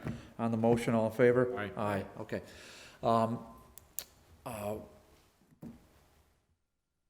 So what that means is that anyone from the public can, and I did have an email, I can't get online, I had an email from an abutter this morning, and I'm not able to access it, but I think it was, I mean, their concerns are certainly about Traffic was one of them, for sure, on Lower Westfield Road. So I'm going to ask the, either council or the applicant to, at some point during their comments, to address that. So Attorney Driscoll, please, why don't you tell us what's happening? Sure. For the record, my name is John Driscoll. I'm a lawyer, Holyoke, office at 330 Whitney Avenue, Suite 400 in Holyoke. I'm here representing the developers. Some of your questions, and especially things like traffic that you just alluded to, this is very early in the process. These concepts and these designs are conceptual, and we're not here for any permits. We're just here for the approval of a purchase of surplus property from the city. We certainly, any development that we would propose would have to go through site plan review, where all these things would get fleshed out. I'm here with Mr. Liu and Mr. Herview, who have designed projects in the past. They're currently renovating into condominiums the old South Hadley Library right across the river to a sort of unique development with very customizable condominium units. They've also worked on projects not in this area, although Mr. Herview, you've worked on many projects in the area, and I think it was in our proposal a list of the projects that they've worked on. This project is exciting to them because it has a great location for marketing condominium units with the access to Route 91 on land that is properly zoned. We won't have to get really any zoning permits to be able to do this development other than site plan review. And we think it's an exciting project for Holyoke to have 24 at the beginning market condominium units, one-floor units that we think the market is looking for empty nesters and over 55 people, although it's not going to be restricted to over 55. And it's an exciting development. They're willing to put their own money into this project. It's, I think Marcos had mentioned, it would be self-financed through investors that they have, a network of investors that they have. We think it's a good project for the city, and we're here to answer any questions you might have. Yeah, Jay, so I appreciate that. So, and I fully realize why you're here, is to purchase a property, but, you know, we don't live in a vacuum, right? There's a project before us, so there, you know, people have asked me questions. Mm-hmm. We're not probably gonna get too many bites at an apple on this one from this body, so I'm gonna ask the question I'm gonna ask. Sure. And we're gonna see where it goes. So this comment that you made, you said first, everything on one floor? Is that what I heard you say? The living space will be all on one floor. There are three stories to the development. The condominium units will be located on 3 floors, but each unit will be a one-floor unit. They're not townhouses or whatever. So you'd get out of the elevator, there would be, I don't know, 8 units on the first floor, and they would be all one unit, self-contained, one floor, self-contained units. 3-bedroom apartments on one level. Got it. Okay. And has this design been used before? This particular layout? This particular layout, it's certainly conceivable that someone else could have used that layout, but it's an original design by the developers. And it's, as I said, it's set up to be phased in. The first building would be, I believe, the building right behind the congregate house. So on the lower, the bottom quadrant, you'll see what would be proposed to be built first. Sure, closest to Lower Westfield Road, and then. Correct. Right, and then. But they certainly, my clients certainly have a desire to build a lot more than the 24 units. But that's all that they commit to until they see whether the market is truly there. But they're willing to invest $5 million to find that out. Right, and thank you, gentlemen. We always say thank you too. So we appreciate your investment into Holyoke for sure. All right, that that road area is essentially a disaster. Lower Westfield Road is a disaster as far as the quality of the road, the amount of, just the layout of that weird three-way stop, which I guess is sort of a four-way stop. And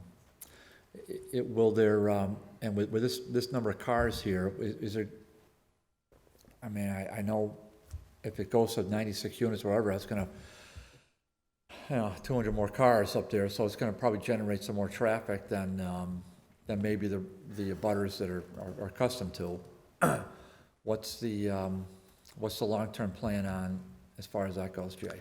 The plan would, obviously, going through site plan review, I am sure that we'd be required to have traffic studies and work with a traffic engineer and design a project that works. Again, as I said, at this stage of the game, those types of studies take a lot of money, they're expensive, and we certainly were not able to do those types of studies when we don't even know if we can purchase the property.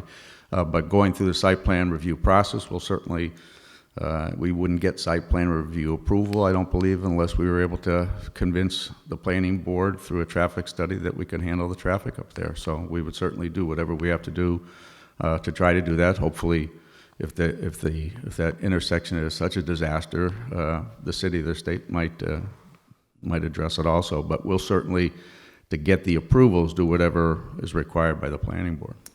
Well, I mean, it's not just me saying that. There's sinkholes there, and Oh, sure.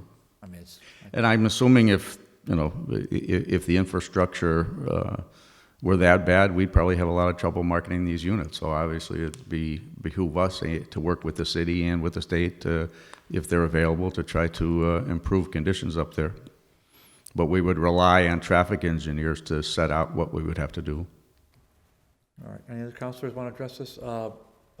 Councilor Murphy. Yeah, a couple of things. First of all, again, thank you for your willingness to invest. If I'm not mistaken, this was also one of the original applicants on the other project, which was a bigger project, if I'm not mistaken. Yeah, they had what I thought was a very ingenious development proposal for the whole geriatric building. So they've put in some effort to this area. So I'm sure we're all aware that there's been news about the other project, and I don't know if we've got any official word back in terms of how far that project, have they actually made that purchase? Is that completed? We have a purchase and sale signed with them at this point, but I don't have any inside information as to Bay State's own business decisions at this point. Okay, so two questions then. Number one, if for whatever reason that did not work out, would that alter the goal or the plans that you originally had in terms of because obviously your original project was doing it on the full property, if I'm not mistaken. It was. Well, I don't think it included this parcel. I think when we proposed the geriatric authority, this parcel was still okay. Separated. Okay. So again, I have that concern that obviously there's been a lot of I'll say rumors about what might happen with the original proposal, and so I don't want to potentially go ahead and do this and find out that we should have opened it up for something else. But I do have concerns with what Councilor Bartley's talking about, and I mean, I know going over that railroad track, which connects right to Lower Westfield Road there, is I mean, number one, there's a ton of people, students that walk there, you going down the Dean, so there are serious concerns, and I mean, I would strongly, if this gets through, I would strongly encourage that we find a road entrance and exit that somehow does not go as very close to that railroad overcross on Lower Westfield Road, because number one, again, I'm waiting, and I've had the DPW come and trim the bushes off of there, and I still need to do more. But I mean, there are people that tell me constantly I can't see going around the bend. And all of a sudden there's a person walking or a person on a bike. So there are significant traffic, and if we added another 200 or 300 cars coming out of there in that direction, I would think that would be a safety issue. So just long-term from site plan efforts, keep that in mind. But again, other than that, I appreciate the fact that they're willing to invest and take a chance. Again, I do think, and I'm not asking you to make the decision here, but if in fact that would have, if the other project did not go through, if that would alter your plans. I haven't talked to my clients about that. I don't know if, I don't see that it would alter it at all. yeah. Okay. In fact, we'd be interested in going back to the original. It was a multi-use. Including this as well as the other? Okay, okay, thank you. Councilor McGivern. Thank you, Mr. Chairman. Attorney Driscoll, welcome, and Thank you. your clients welcome with a very interesting proposal, which I think it's one of the needs of the city of Holyoke, which is desperately needs our own condo options for a number of different reasons, which we don't have in the city. As far as the price goes, I think it's a fair price that's being offered, if I'm reading it correctly, $200,000. 220. No, it's 220. 220. My I believe. apologies. 20. I neglected to Error. mention that. But We would take it for 200 if you want to amend. We'll yeah. stick with the 220. But just a couple quick questions. Jay, you said the 24 units is the commitment. Are you speaking in terms of a reverter language? Correct. Okay. And let me ask you a question then, because site plan review is a good process, but can be a lengthy process. I think the final sale will be subject to all the permitting for the 24 units? For Or the 24. permitting for the entire project? No, for 24. Okay. And with 24, the project can go forward, and then the additionals would be down the road? That's correct. And if we then expanded it for the next phase in one of these other quadrants, we would have to go back to the planning board. Okay. So the reverter clause, That's what we talked how about. much time are we thinking? Well, we talked about trying to get our due diligence done between now and, say, we had originally said the spring of next year. It might be more like the summer or the fall. We'd like to get into the ground by next year. Okay. I mean, reverter clauses can be extended, but we want to realistically, we don't want to tie up the property, Well, for. and that was, our thought years. was that, and this was brought up in discussions we had with the city, that while there's no guarantee beyond the 24 units, it's certainly in our economic interest to expand and build more, but that it would probably be unfair to hold the reverter language for 96 units or guarantee, because we just might not be able to meet that because of market conditions. We don't know. We think there's a market. We have Gil Woods is a realtor as part of the development team. He thinks there's a market, but until we actually get on the market and try to sell these units, we don't know for sure. So we felt, especially with our design, that the 24 units was a significant commitment for the purchase price we agreed to pay. I agree with that, my own opinion. I have no problem with that. I'm just looking at a time frame. If a reasonable reverter clause between 1 to 2 years would make sense with just for 24 units. Yeah, I think that's what we had expected the reverter would be, I think was 2 years. So that in our plan, we would be doing our due diligence through this winter into the spring, get into the ground by next year, and be able to get these things built before 2 years after the closing date. Is that the same thing the planning department's, economic development department is thinking? Yeah, so in the RFP, we put in a sample of the reverter, and we have 2 years. That's our standard. And that's exactly why while discussing this proposal, because the proposal was presented to us as 96 units, but it was going to be phased.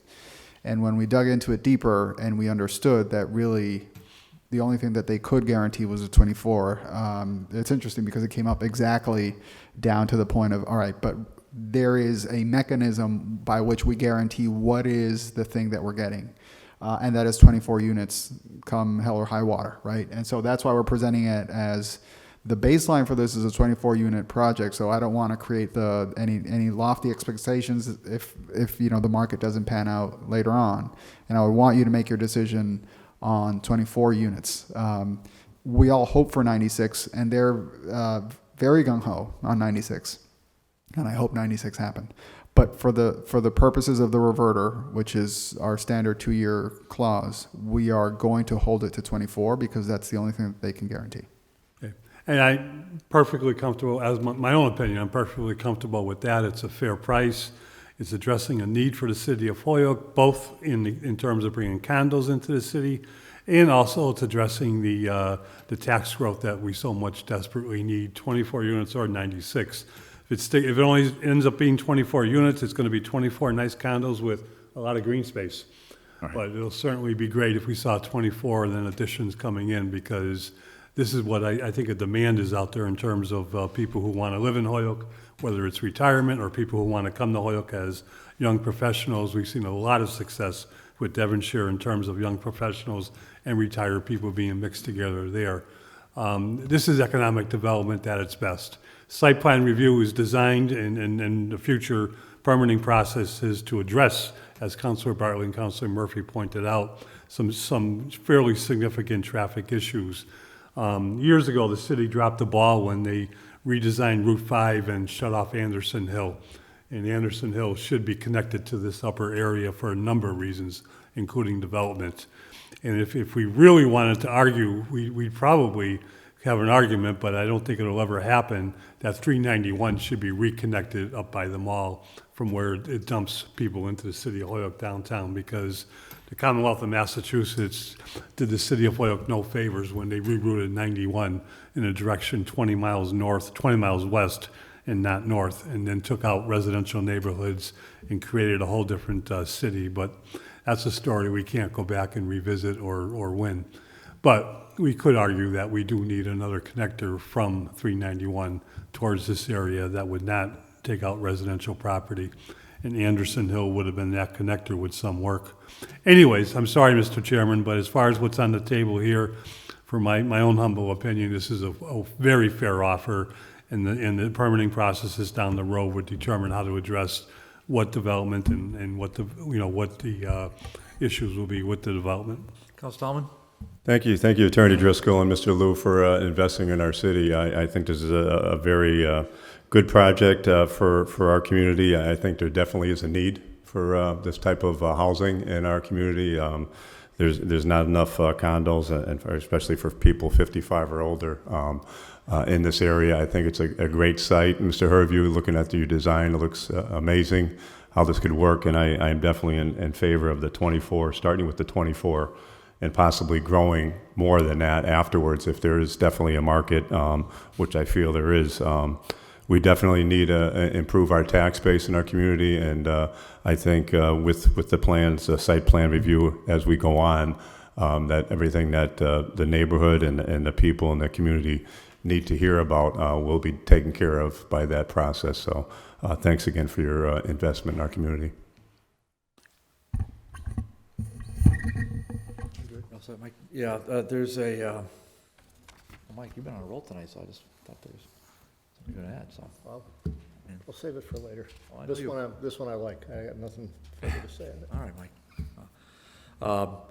I think it's important that, Marcos, who wrote this June 17th, 2019 follow-up questions land at the former geriatric? There's a Q&A for 11 questions. Who did this? Oh, this is what Those were questions from combination, I believe, the planning board and purchasing that presented to us after we had made our initial proposal. So in every RFP process, we have a review committee.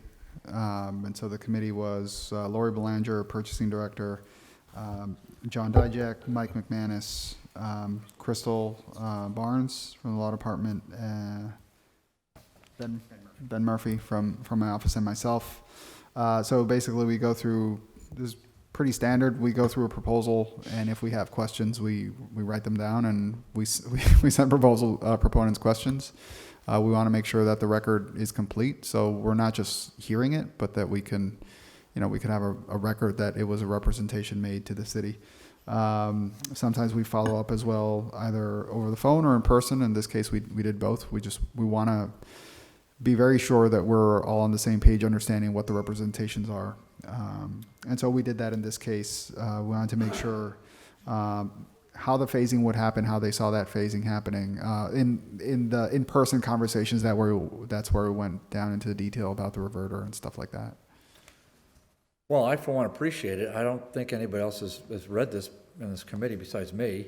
And I think this is going to have to be disseminated to the full city council because I think it's very important information. I would want to make sure Attorney Driscoll had a copy of this too before we made it public, in other words, because I want to make sure that the answers on here are reflective of his client's intentions. So, I mean, they say what they say, but I'd want this to be clear. So, Attorney Driscoll, do you have this?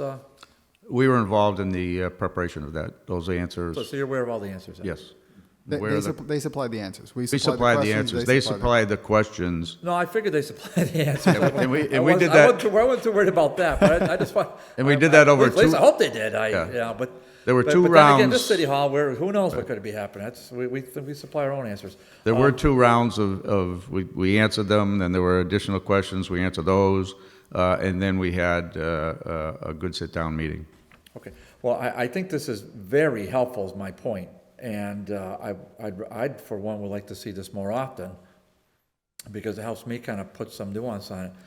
I'm just going to point out in light of the first thing we passed tonight, in the resolution in support of we did it 4-1, so not quite unanimous, but no shock there. Are you aware of the city's moratorium? Well, first of all, I didn't know we had a city moratorium. I know that there was a letter written on Earth Day, and I don't remember a vote from the gas and electric that there's a moratorium. I'm aware of no such moratorium. Are you aware of the city's moratorium on new gas connections as a sole source for heating during the winter months? Wow. Would you be able to do the project with other sources of heating? Well, if I'm the architect, what am I going to say? Am I going to say no? I mean, first of all, there's no city moratorium. I mean, I want to see a vote from the Holyoke Gas and Electric Commissioners that there's a moratorium. So that's a loaded question. Although, Mr. Chairman, I'm working on another project, and we had to switch from gas hookups to propane. Oh, I believe you. On a significant 38-unit development. Oh, I believe you. And is propane, is that cleaner? It's not cleaner. From what I'm certainly not an expert. From what we read when we were researching it, it's not cleaner. It's not cheaper. Is electric? Is that cheaper? It's not cheaper. Is that cleaner? Might be cleaner. Yeah. You have to. Yeah. Good idea. Oh. You do want to speak, Councilor Sullivan? Well, no, okay. This is in your wheelhouse. This is my wheelhouse now. Okay, I'm almost there, Councilor. Just hold the thought for a second. So the answer is yes, we are aware of the moratorium. Well, all right. There's an issue with Columbia Gas and Columbia Gas getting permits to expand its pipeline from its pipeline capacity from what I understand a 6-inch pipeline to a 12-inch pipeline. Now I'll whatever the numbers are, I don't know, but I'm not far off. And they have to cut it through various other communities to connect to the Northampton lateral, which supplies the city of Holyoke. So there's that. But that is a really loaded question. But the answer is yes, we are aware of the moratorium. Well, I don't think it exists. It is anticipated that a high-efficiency, all-electric system with electric heat pumps will be utilized. We would also consider, but we do not expect to elect to pursue propane. So there's that. I just want to point that out. There's other things that are just as relevant on here. So I'll make sure that Mr. Allen forwards this very informative Q&A to the entire City Council. So Mr. Allen, if you would do that, I'd appreciate it. Councilor Sullivan. Hey, well, I don't want to stray too far from the topic before us, which is the purchase of the land itself, but as far as that goes with the propane, not only is it dirtier, but it's also delivered by a truck burning diesel fuel. As far as the electric, what the city generates, and this is what everybody should be clear about, what the city generates is green, it's hydro. We don't supply the full needs of the city, and what we buy off the grid is dirty. Well, not all of it, but not as clean as what we generate. All right, so as far as being a cleaner alternative. That is not clearly the case.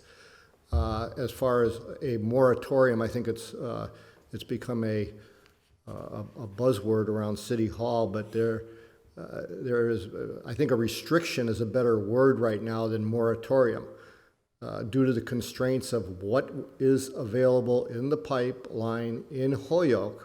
Holyoke Gas and Electric is not taking on, or they are restricting new customers at this time. And that is not because of any edicts or anything. It's strictly a matter of supply and what is available in the city for existing customers now. But when you're planning a project and you have to Right. decide how you're going to heat the project, it's the same as if there were a moratorium. If you're told you plan this project and you're not going to be able to hook it up, that's a problem. So Right.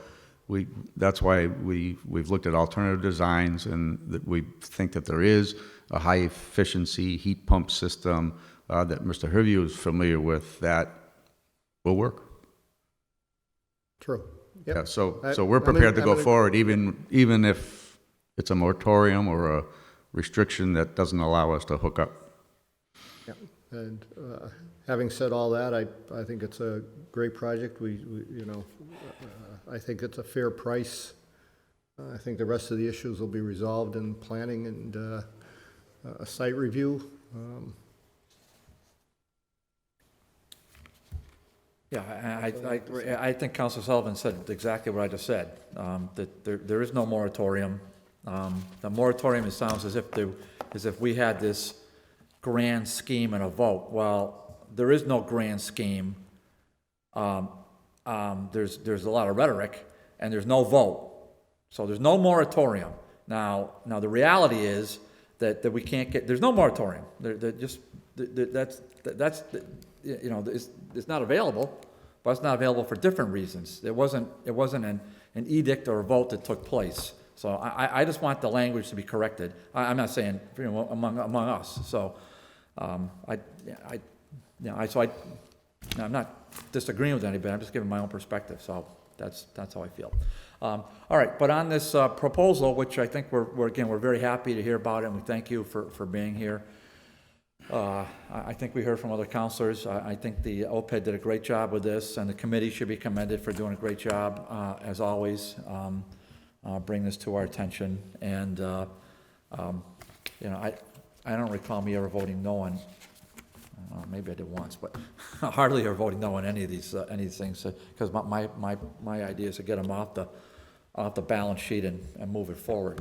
But with that, I will take I'll take a motion on this one. So the motion would be to Make a motion to accept the offer. accept the offer from Young Lee Lou for the city-owned lot located at 45 Westfield Road for $220,000. Second. Okay, motion made in second. And I do see on here, I was going to make an amendment to this. It's somebody corrected it. It's 3.688, not 3,688 acres. Actually, before I do that, Mary, did you want to speak? Okay, because I did allow others to speak. Mrs. Florio, did you want to speak on this? No, I was here to observe. Okay, because I did open it up, so I just wanted to be fair, and there's no one else in the room, so. All right, so motion is made and seconded to accept the offer. Mr. Mr. Driscoll, either one. We have an offer. What's our timeline for closing this? Assuming for a moment, this gets approved by the committee and sent to council, your next meeting is the 17th? First. October 1st. Once that, and further assuming, right, because you're asking about closing, so I have to assume all the positive steps, not to get ahead of myself. But assuming that there's an affirmative vote of the city council of a majority vote, which is what's required for approval of the sale, then by the next day, we could start discussing the purchase and sale agreement. We have a template, but legal teams like to review them and sometimes don't agree on some things, and that's where we discuss those. They have an interest of getting into the soil before this winter to do their due diligence. So I think everyone has an interest to move expeditiously here. And as soon as that they can do that and get their permitting in order, we would be able to close within the next several months. Mr. Driscoll, does that sound right? I agree with that time frame, Okay. and we'll work diligently to get a PNS hammered out as soon as we can. I'm familiar with the template too, so we've done this before. Okay, motion made and seconded to accept the offer. On the motion, all in favor? Aye. Opposed? None. Okay, so recommended to be approved to the City Council 4-0. Thank you, Mr. Driscoll. Thank you, very- Mr. very Chairman. much. Thanks, members of the committee. Thank you. Thank you. All right.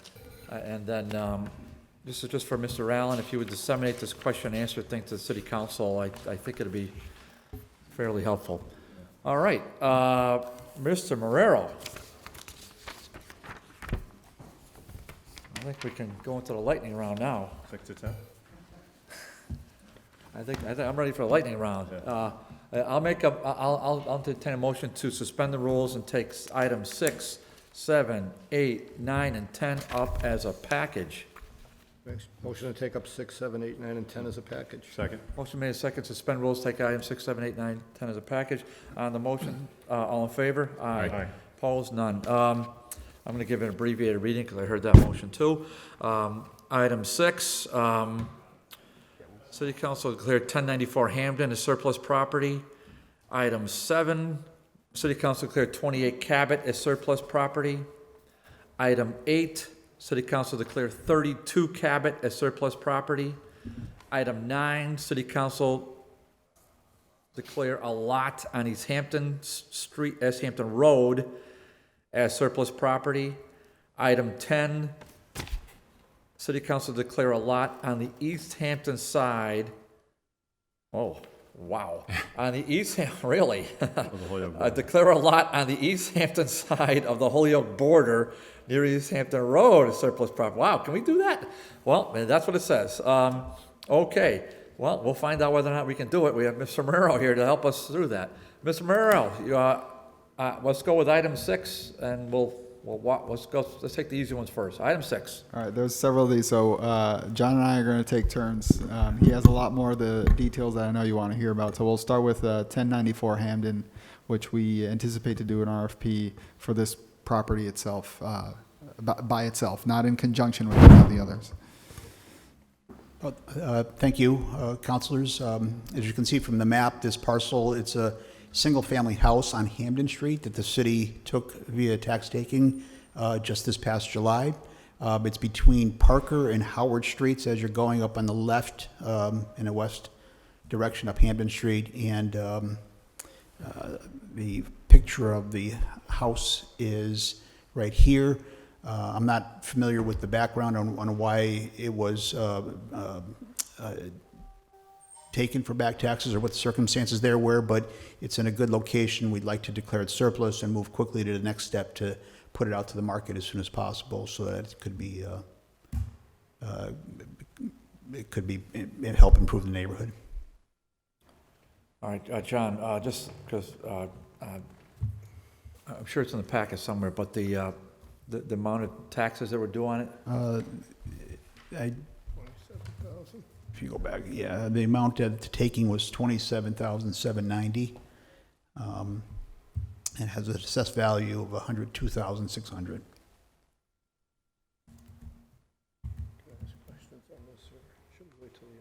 You can ask questions while we're in it. Council Sullivan.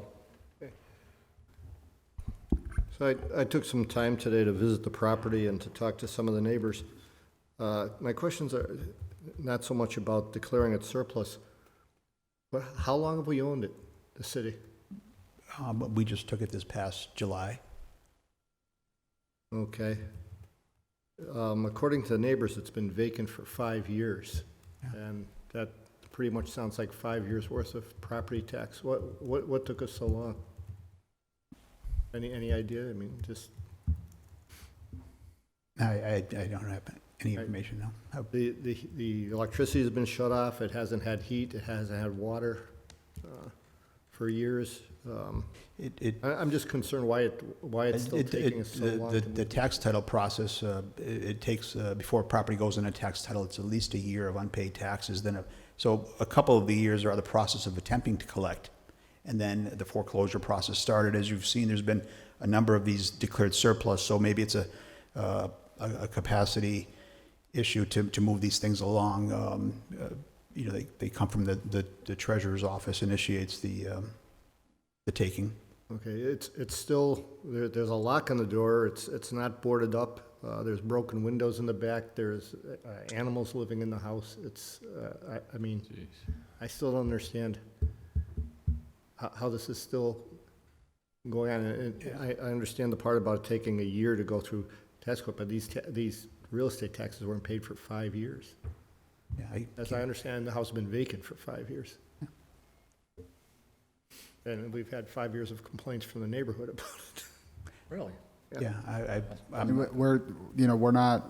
We're not experts on the legal matters, right? Like we can file the case after the year, but land court is its own animal, and I'm sure the law department would be able to go into in depth as to what the motions were, when, and what continuations the judge has granted. Our understanding is that sometimes they just give a lot of continuations and opportunities for the property owners to rectify these situations. Mm-hmm. We get more heavily involved in terms of the order of selling it, once we close on it. And so we're told, like, okay, we just got this one. Can we start selling it? And so we bring this property forward to the council. So as you go through this process, my suggestion, my strong suggestion to OPED on this one, the outside of the house is asbestos shingles, they're transite shingles. The basement has a snowman boiler, which is asbestos. The front porch is collapsing, water's running through the place, there's animals in the place. If it's the intention to go to auction with this, I can't see anything happening with this house short of demolition. All right, I can't see any possibility for this being rehabbed at some very strong time frame restrictions and be put in the reverter as to how fast this would happen, especially since it's it's zoned R2, right? It could be a valuable vacant lot, as much so as it is right now, just trying to move through this process. I don't see any hope for this place at all. I respect your perspective, knowing these challenges with properties like this. And recently I was surprised a building that I thought was going to be a knockdown turned around and a builder wants to buy it now. So I think the approach is to see if there is a willing buyer. And in the meantime, as we're working on others, and I'll mention, the Turn Hall is one example. But understanding that there is a process to identify how to fund the demolition, but in the meantime, taking steps to try to sell the property, I think, is the approach we've been. I agree. What I'm strongly suggesting is that very tight time frames be put into the reverter clause as to how fast they have to move on this thing. It's also vermin infested. It's had transient people going through it. It's a magnet right now for a bad environment in the neighborhood.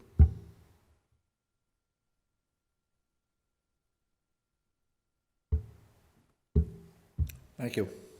Item 7, 28 Cabot Street. 28 Cabot Street was a very significant problem on the Cabot Street corridor. We'll flip the page here to this located just across from the old Langelier's Bakery on Cabot.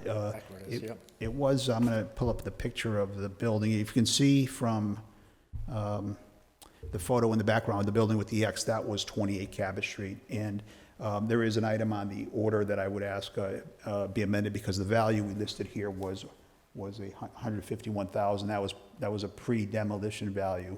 The value of the lot now is $28,200. So just this past summer, coordinated through our building department, the demolition occurred, and now it's a vacant lot, as you can see from the previous picture here, right there. So there has been some interest from butters in the area.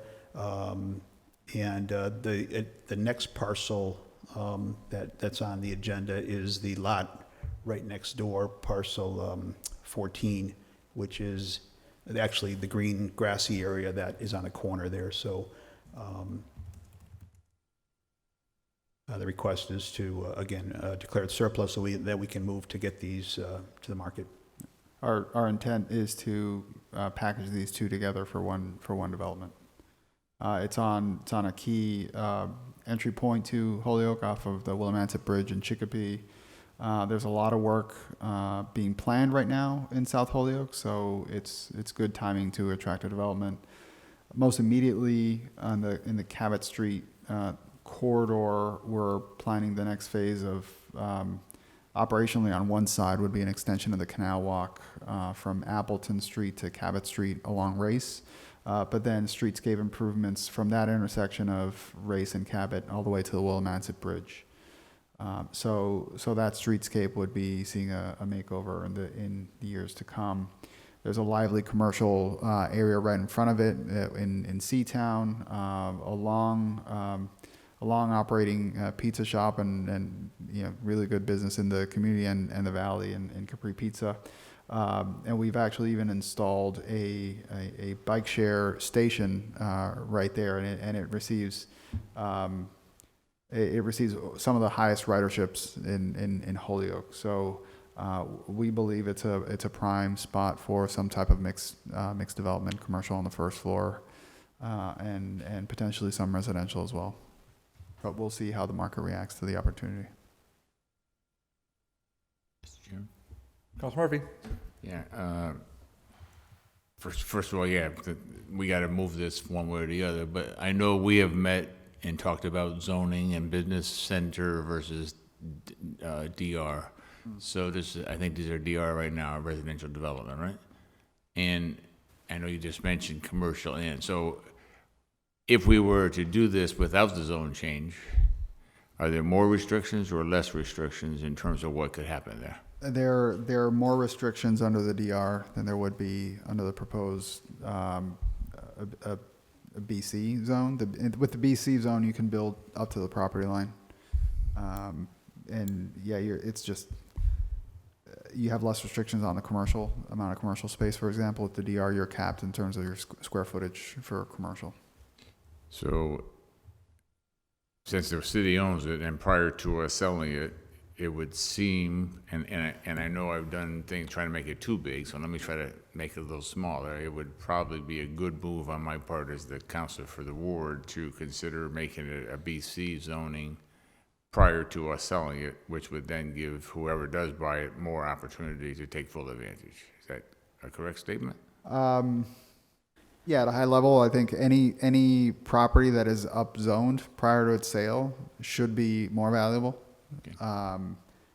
And BC would be an upzone. It would be an upzone, yes. It's more permissible. Okay. What would the magnitude of that added value be is speculative from my perspective, just because I don't have enough data to say, does it increase the value 1% or 100% from what we would get? And does that mean it's 10,000 versus 5,000, right? And there may be other factors that play a more important role in what the property is worth, right?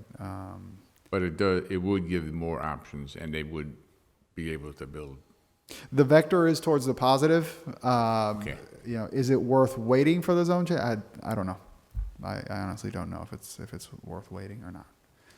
It's not that big, and I think the overall economics of the corridor is what's going to be driving the sale. Mm-hmm. I think there would be some risk, right, to the buyer that it doesn't have a BC zone, and they would likely want to get it. The fact that an order, I believe, has already been filed for it, we would, while marketing it, we would make note of that, so that we sort of, as we sell this, we want to create the impression that this may be the direction that the city is going towards, and it's up to the buyer to believe that or not, right? Like how likely is that to happen? Well, they're going to have to judge that. So if somebody wanted to put duplexes in there, mm-hmm. It wouldn't have a negative impact on that. Someone could put a duplex in there now or under a DR, yeah, But I correct. mean, if it was BC, they wouldn't have any problem with that either. I don't believe they would, no. Okay, okay, thank you. Yeah, Counselor Murphy, I would just caution you on that, to be filing zoning petitions for city-owned lots. I would ask you to think hard about that before you do it, but that's my take. It's just a complicated process, and I think we're better off when we have something live in front of us instead of something speculative, as if we can market. I mean, we're not getting a clear picture from them, but that's my take. You gotta do what you gotta do. Okay, number 9. So this is a land off of Easthampton Road that is a very large, mostly wooded parcel. You see over 53 acres. The city's owned it for quite a long time, it appears from the records, 2007, over $217,000 at the time. And assessed value right now is over $1.1 million. And I'll have to check that zoning. The downtown residential doesn't seem right to me. No, right it's, now. this one is actually general business, I Yeah, believe. Yeah, which the is- order is correct, I believe. Yes, the order is correct. That's an error there in the zoning. So this is the former Edna Williams parcel. That's how it's oftenly referred to around here. I don't know who Edna Williams is, and I've never met her. But that's Well, that's, but that's okay. Yeah, missed a good one. so that's how it's commonly referred. It is quite interesting in that it is zoned general business, which is quite permissive.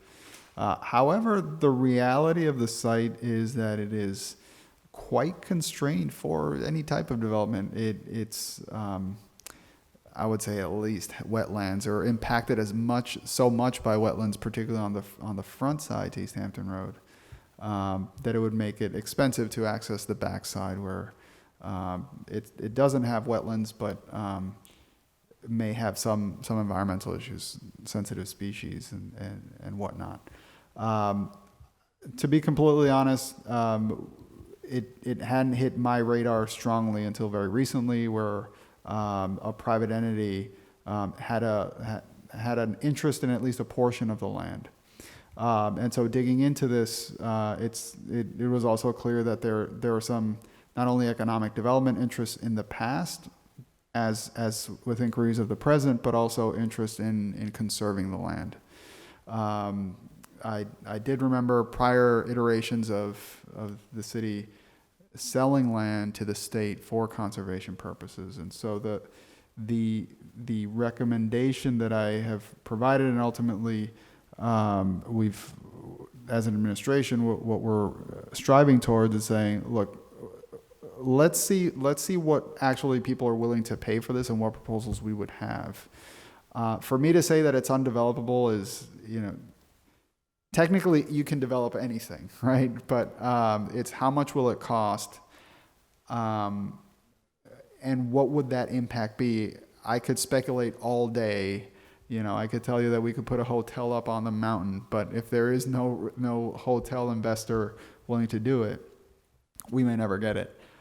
Likewise, if we were interested in maximizing the environmental return of this parcel and say, the best thing to do with this parcel is just sell it to a Kestrel Land Trust or the state of Massachusetts or whatever, I would like to see what that offer is, because if I'm in your shoes, if I'm sitting there, I'm sure you would ask of me, well, how do we know that this is a fair price? And I would hope to be able to give you an answer saying, well, we've gone out to the market and we can compare our options here. And so that's what we're trying to do with declaring the surplus. We would want to issue a request for proposals being very open and transparent over the fact that we would have interest in seeing some level of environmental protection here to the extent that there are sensitive species there. Of course, there are regulations around that. But we would want to see how we could maximize the economic return to that parcel. If someone has a intriguing use for the property that could provide commerce to the city, we definitely want to hear it. So that's the interest with declaring this one and the next one on the agenda as surplus. The reason why it says it's on the Easthampton border is because the border splits the parcel in two. And it's recorded in the registry of deeds as two parcels, but it's essentially it's historically acted as one. So we have a part of this Edna Williams parcel is on the Easthampton side.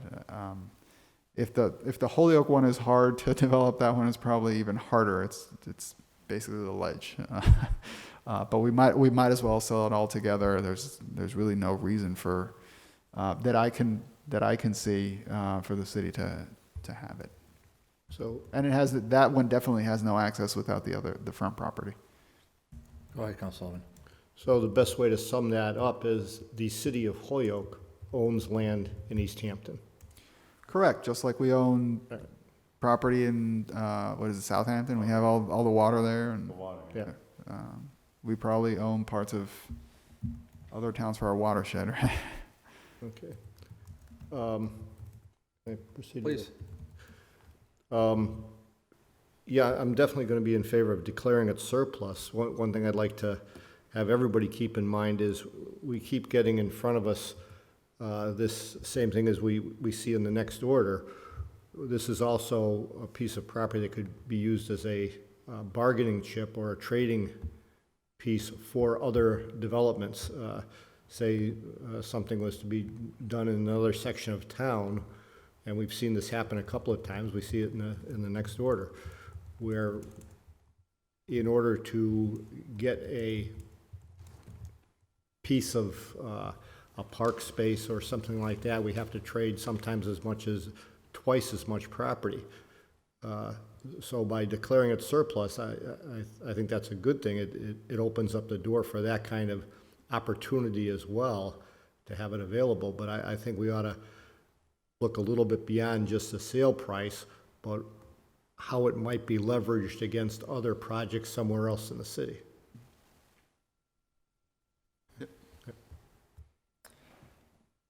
Okay, I think, okay, so we've got all these before us. I guess, generally I would, I'm certainly in support of 6, 7, and 8. At this point, I wouldn't support 9 and 10 to be declared surplus, kind of along the same lines as Councilor Sullivan, but I oppose it because, to me, I don't think we're ripe yet to have speculation on that particular parcel. I'd like to get our Whiting Street Reservoir Commission up and running. I would like that commission to know that these parcels are owned by the two parcels are owned by the city of Holyoke, some 60 acres, that perhaps in exchange for development at Whiting Street Reservoir, which is, obviously proximate, is, within a walking distance of the Edna Williams properties, in exchange for development at Whiting Street Reservoir, that the Holyoke Waterworks, City of Holyoke could exchange lands that are the Edna Williams lands. But I would want our commission to sort of think long and hard about that prior to us just going ahead and doing this now without, again, I keep using within a vacuum, and I don't mean to repeat myself, but I think that Whiting Street Reservoir Commission we should formulate the commission first, that commission should be aware not just of what the city of Holyoke has in terms of the waterworks property around Whiting Street Reservoir, but they shall also be aware up the road and across the street that there's nearly 60 acres there that probably aren't nearly as ripe for development as what's near the Whiting Street Reservoir. I would think that commission would want to know that, and that they would want to think about how they could leverage maybe greater use in economic development sense for Whiting Street Reservoir in exchange for perhaps selling or gifting that to a land trust or to the Commonwealth. And perhaps the Commonwealth would be more would be more accepting of economic development ideas. So I don't think I want to. I don't think, I want to do it on 9 and 10. I want to declare those surplus, yes. At some point, I do want to do that. I don't think this month this year, not until we get the Writing Street Reservoir Commission up and running. So that's why I'm gonna oppose it. Now, if it could just goes, if it happens, you know, I'm not gonna fight it, but, I'm gonna argue against it in a calm, rational way. But I think that commission is too important to the future of the city of Holyoke. I think I think, well, you know, once it gets up and running, and I believe it will happen by early next year, I believe we'll get a commission up and running by then. And then, so then you're talking probably 6 to 10 months after that, we'll probably have some good committee hearings, and we'll know what their take is on what can be done. And I'm certainly going to bring this to their attention, whether or not it's declared surplus. I just think that, you know, putting this out to RFP, I think we're maybe taking a tool away from this commission. If, you know, what if the RFP comes back? I mean, it's impossible to say, so I don't want to speculate.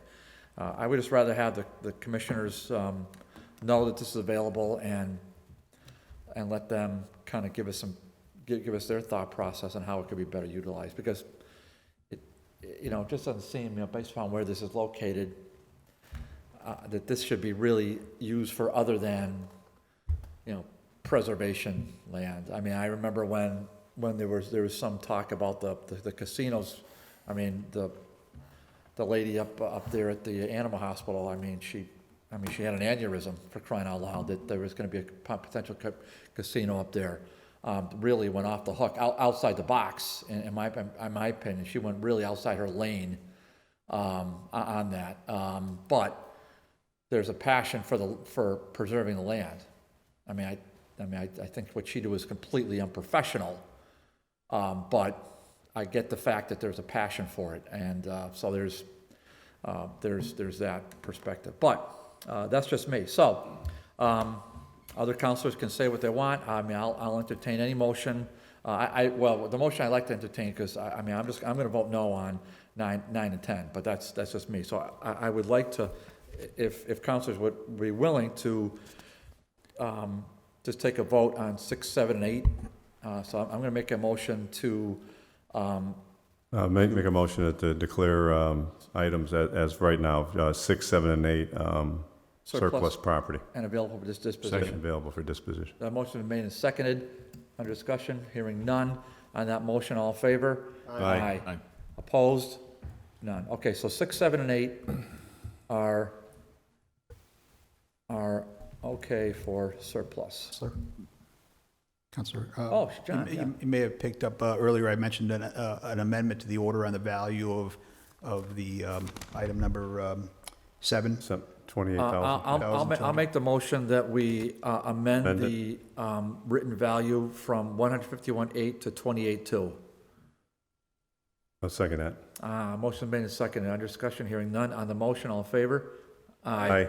Okay, so that's been amended. I would just ask Mr. Allen to, let me just see the jacket. John, hold on a minute. Here it is. So I amended it right here. John, is 28? 28,200. Okay, all right, so I've amended on the jacket. That's 40. That's today's 9/9. Okay, so Ryan will see that on the jacket. Okay, Mike, yeah, go ahead, Councilman. Yeah, before we vote on 9 and 10, I'd have a question for the chair, just to continue the discussion on this for another minute. So by declaring it surplus, anybody proposing to do anything else would still be coming back in front of us. Wouldn't it be good for the Whiting Commission to also know that it was surplus and available to become part of that process? They'd still be fighting it's one less hurdle for them also, if it's just sitting as surplus. We could still say no to anyone else that came along, because we were waiting to hear from the Whiting Reservoir Committee. I'm just wondering if we're, you know. I disagree with that, only respectfully, obviously, only because surplus requires a 2/3 vote. Disposing of it requires just a simple majority vote. So there's that hurdle. There's a reason for that. I think that this has been dormant since the beginning of time. I don't think there's any reason whatsoever to even put this out for RFP and expose it to possible development interest. Furthermore, to expose, as I said, some of the abutters up there, to expose them when they hear about this, to expose us to, you know, their wrath. I think that if we kind of, you know, now that, you know, this is before us, I mean, I think this committee is going to go forward. I hope it will go forward intact into the next calendar year. But even if it doesn't, you know, it doesn't matter. This you know, most of us will be here, and then we should really think. You know, we're aware of it now. I think if we really put it before the Whiting Street Commission, they know this land is available. Not only the massive amount of acreage that the waterworks has around the reservoir and the various amenities and the build outs that are already done. Knowing that this is available, I think to put it right back before us is a pretty quick administrative action. In fact, we could leave this tabled in committee, which would be my I'm not going to make that motion because that's just not, I mean, it's just not fair. It just bogs us down. I mean, I would, if the committee was warm to it, I would just leave this in committee, knowing that whomever is chair of this committee, when the Whiting Street Reservoir Commission is up and running, they will have that and they will know that these tools exist and that they can give that to that commission. I think it's just really important to not let go of it now while we haven't even started the Whiting Street Commission, but this will, you know, hopefully even inspire some, you know, impetus to move it forward. So we have it here in committee. It's not coming out of committee anytime soon without our vote. I mean, I don't want to deny this. And furthermore, Council Sullivan, I would just respectfully say, let's get this commission up and running. I agree with that. Let's leave it right here for right now, and let's just sort of, you know, give it some time. And if we want to put it on another agenda, I promise you, and I keep my promises. If you want to put it on an agenda, I would put it on an agenda. I'm fine with a motion to table. I thought we were going to go to denying it, so. Oh, negative? Yeah. Oh, All right. negative. No, no, sir. My motion would have been to table, but if another counselor is of the opinion that we've got to move this, I mean, I don't want to, I mean, that's why I don't want to make any precipitous motions is my point. So that was it. So if somebody's warned, I'm going to make a motion that we table 9 and 10 in committee. Second. Well, not debatable, but on the motion, we table 9 and 10 in committee. I'll just do a roll call. I'm going to aye. Council Sullivan? Yes. Council Murphy? Yes. Council Tallman? No. Okay, so it's 3-1 tabled in committee.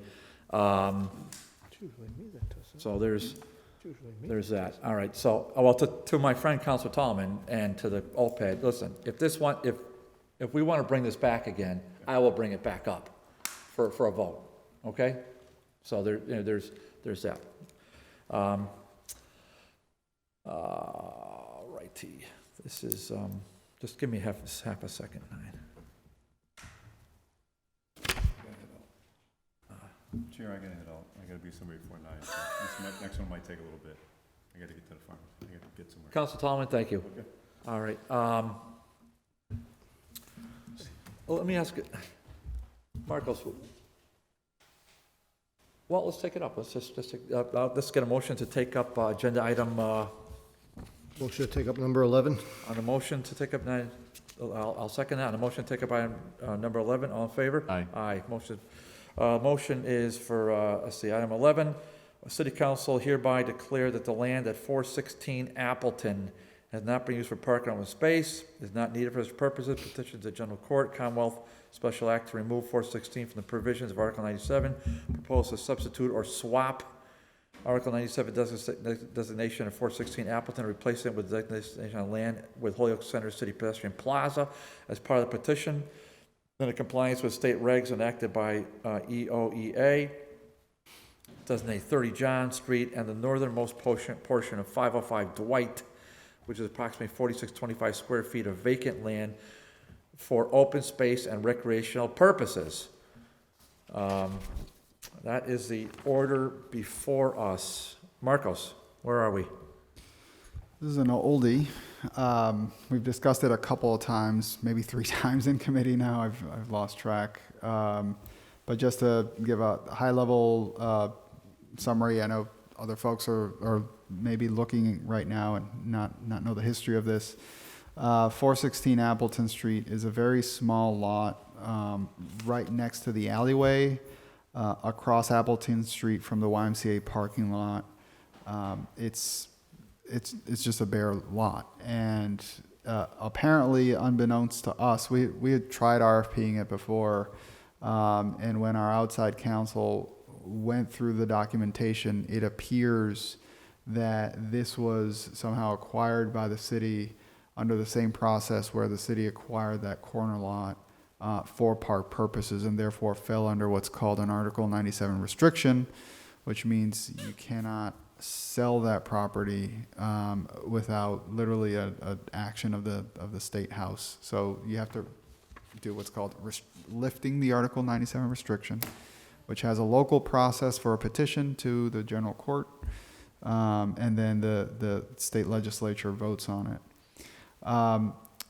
There is the process on the state level is while there's a legislative process, it is supplemented by the regulations of the Executive Office of Energy Environmental Affairs, which basically they say, well, we're going to provide a standard by which you're going to do this, and we're going to issue a recommendation. So they become a de facto run the process because no one wants to violate their process, because the repercussions for violating it is that they withhold grants from you forever.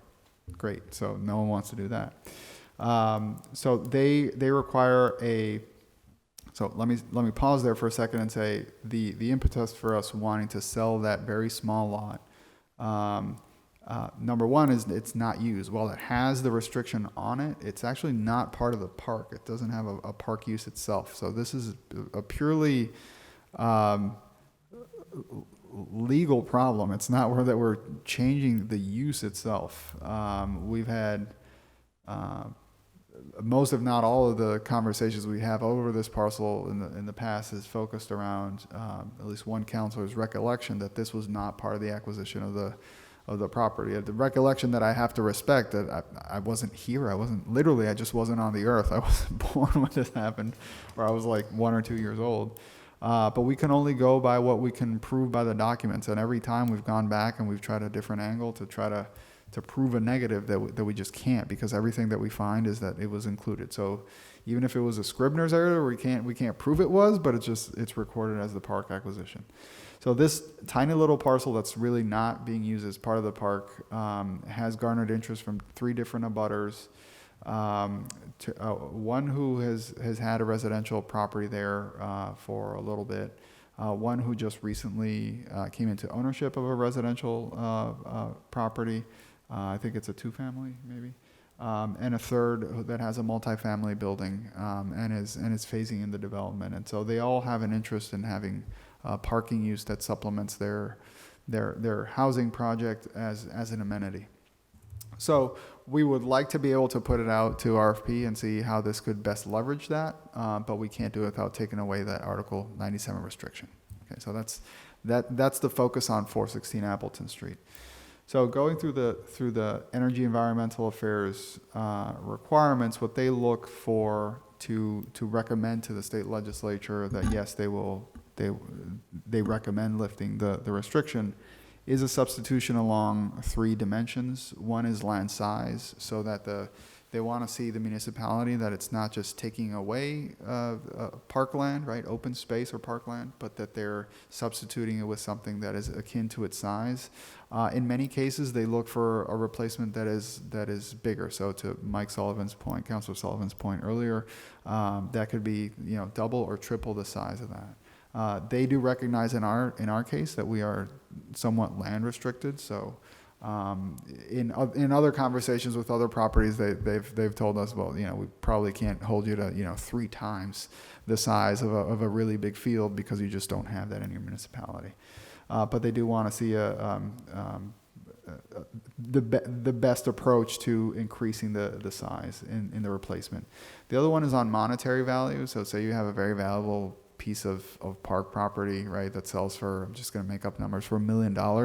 They don't want to see a replacement that it's okay, here's a $30,000 park, right? They want to see that you're putting the value, the monetary value of the park back into the new replacement. In this case, we're dealing again with a very small lot that is not improved. We, by our experience with other small lots that are unimproved and vacant, we don't expect a lot of money. So it wouldn't be a hard replacement to go by. Pretty much any small parcel would replace that value. And the third is recreational value. And usually what they mean by that is if you're taking, again, for example, a soccer field that is well used by the community, don't take that offline and then build a baseball field because while you may also have people who want baseball, you're doing a disservice to the soccer playing community, right? So that's something that they look for. In this case, again, 416 Appleton is not de facto used for recreational purposes, so we don't see that as a hard lift. As long as it's something that could be argued as open space or recreational purposes, we believe that we can meet that requirement. Where we got hung up last time was, Councilor McGivern in particular, who was the ward councilor at the time of the acquisition, gave us some additional homework to look at. We just could not find the indication of what he remembered just didn't bear out in the documents, and not to say that what he remembers is false, is just for some reason it was recorded this way. We actually were hoping that we would find counteracting evidence so we didn't have to go through this process and at 9 p.m. to be talking about this on a Monday. But that was the first thing.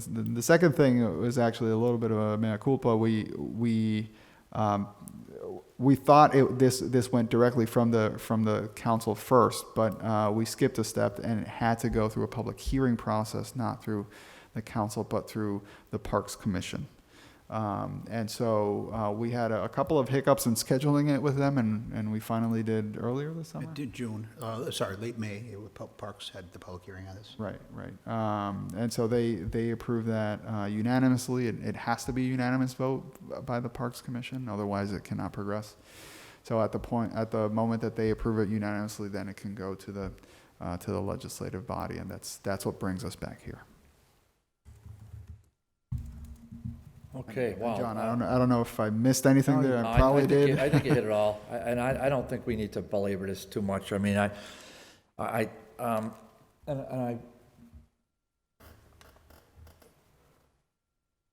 probably gonna have to, wow. That pretty well summarizes it. We've taken this up 1, 2, 3, 4, this is our 5th time. June of 2018, October of 2018, November of 2018, April of 2019, now September of 2019. Where's time go? Yeah, exactly. This is all my horrific handwriting on this one from simple order, but I am a note taker, I suppose. All right. I think the last time it was just continued because that's when we figured out that we couldn't. Yeah, but still, it was on agenda. Right. Yeah. So, Council Sullivan, sure. So, I've just got one question, and it's regarding around the swap. The existing playground at the Lawrence School, is that under a Article 97 restriction? I believe it is. That was recently brought to my attention. Yeah. So, Wow, no kidding. So that's my problem, is what we're using it as a swap for, and what we're giving up, and what else is available for a swap. It's a big problem. All right. I don't want to get into, you all know where I stood on the pedestrian plaza thing right from the get-go. But here we are now. We're gonna give up one of our bargaining chips, right? And I really do see the need for the parking lot there, but we've got this other thing looming. It could all be a moot question after November 5th. But, and I hate to see it sit here, but this could be integral towards the, something we might need in the school project. And to give it up now and commit it and send it to the state legislature for the John Street property when we might be able to use it here, it might be worth the wait for, at this point, for another. That's a very good question and point to bring up. So let's discuss that, right? And let's discuss it along the realm of the three dimensions of the swap. That it's not merely swapping square footage, right? But that is one of the elements. So what we have in terms of the Article 97 restriction with the park behind Lawrence School is half a block. That's about an acre, right? So by size alone, the John Street parcel fails that first test. Okay. The second test is on land value. Without having appraised it, just because of size, I would say, and not just size, but because of the equipment as well that's there, it's likely to fail that one. But that's speculative on my part.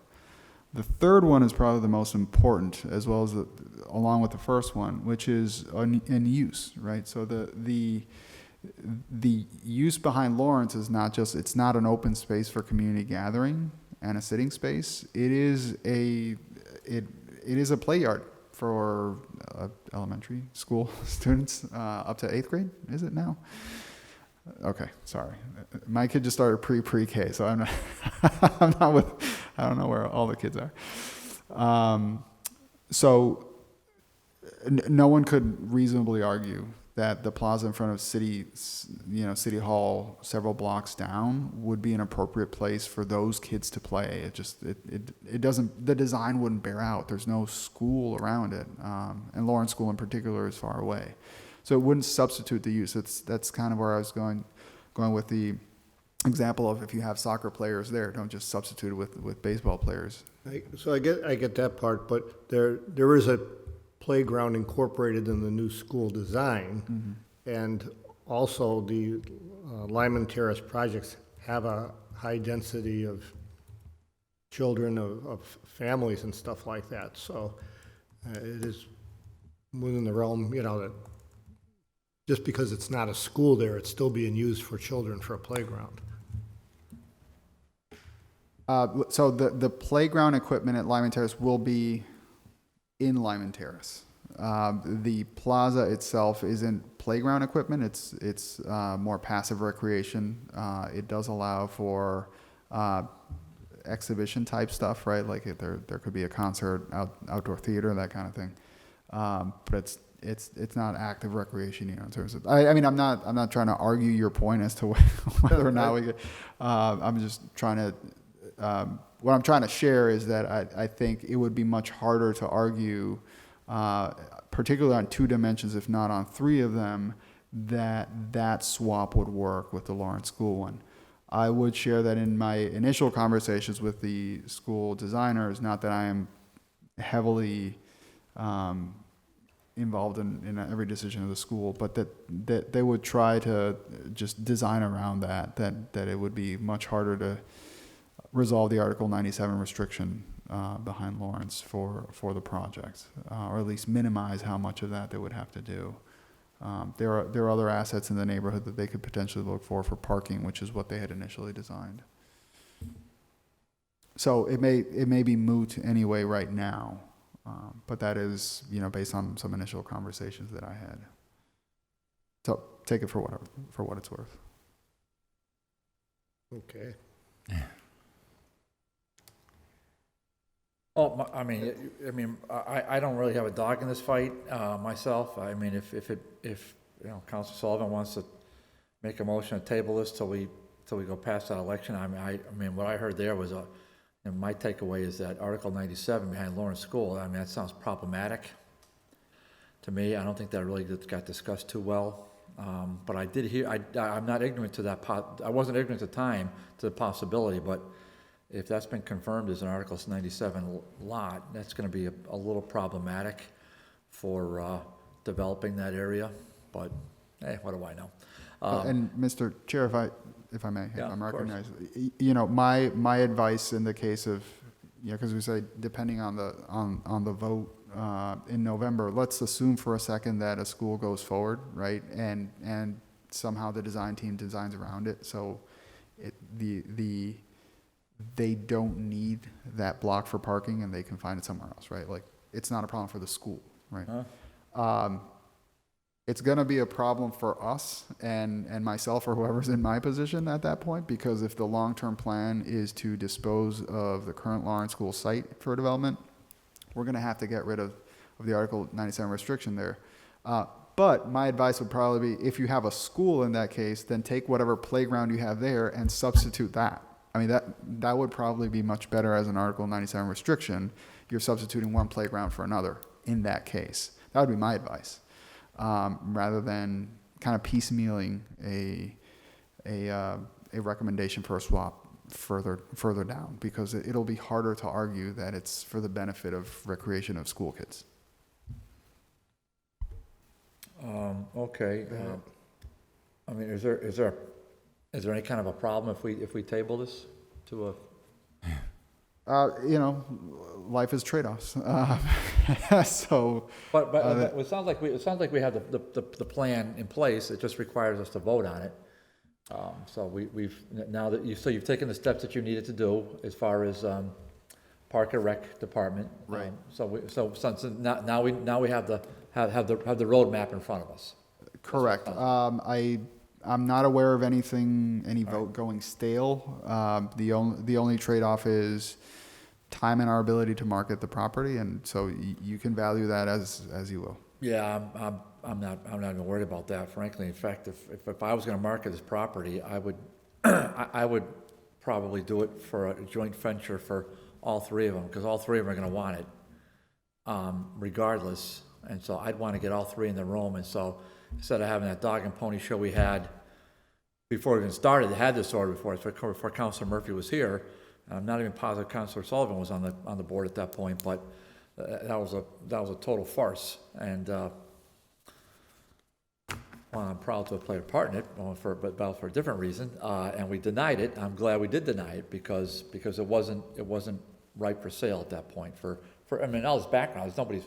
I mean, it's so complicated and convoluted, and the history behind it is so ancient and really opaque. I mean, I think you guys did a great job in even getting us to this point, so we're very grateful.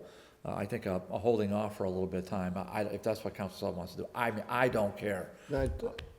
I'm fine moving Oh, forward. okay, He's okay. answered my questions Okay, to my then- satisfaction, and I think the developers there have waited long. That was my one last thought that I wanted to get out Then there you go. there. So I think before we adjourn, just back to the geriatric authority for half a second. Do we have any news on the Adamczyk brothers on what they're doing relative to the 7.5 acre parcel? Last I can't say speak with on the phone. My last email interaction was that they were selling it. But I don't know if I haven't looked in the past couple of weeks where the sale posting is still up or not. Do you know if they're? Okay, so we sold it to them? No. Oh, No. we didn't sell it to them? No, they bought it from the diocese.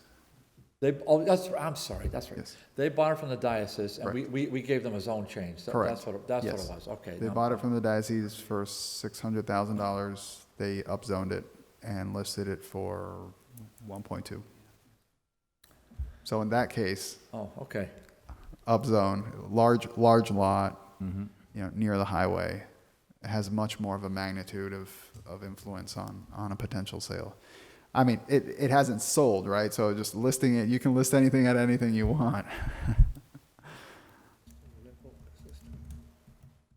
Go ahead, Council Sullivan. Yeah.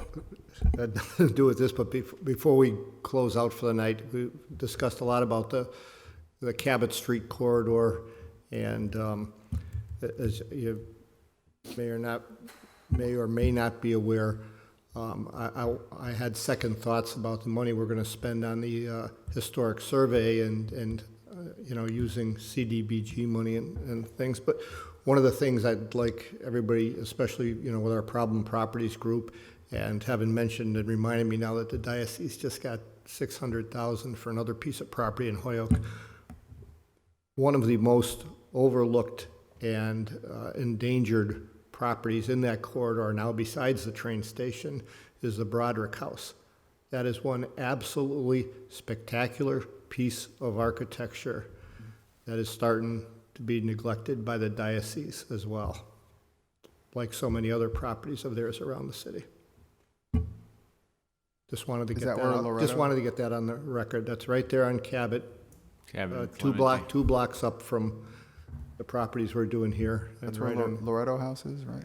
It's the old rectory. Right, Okay, yeah. right. Absolutely stunning piece of architecture. And you can already see trees and sumac growing out of the mortar, and take a good, have the problem properties group keep an eye on that. If I, Councilor Murphy.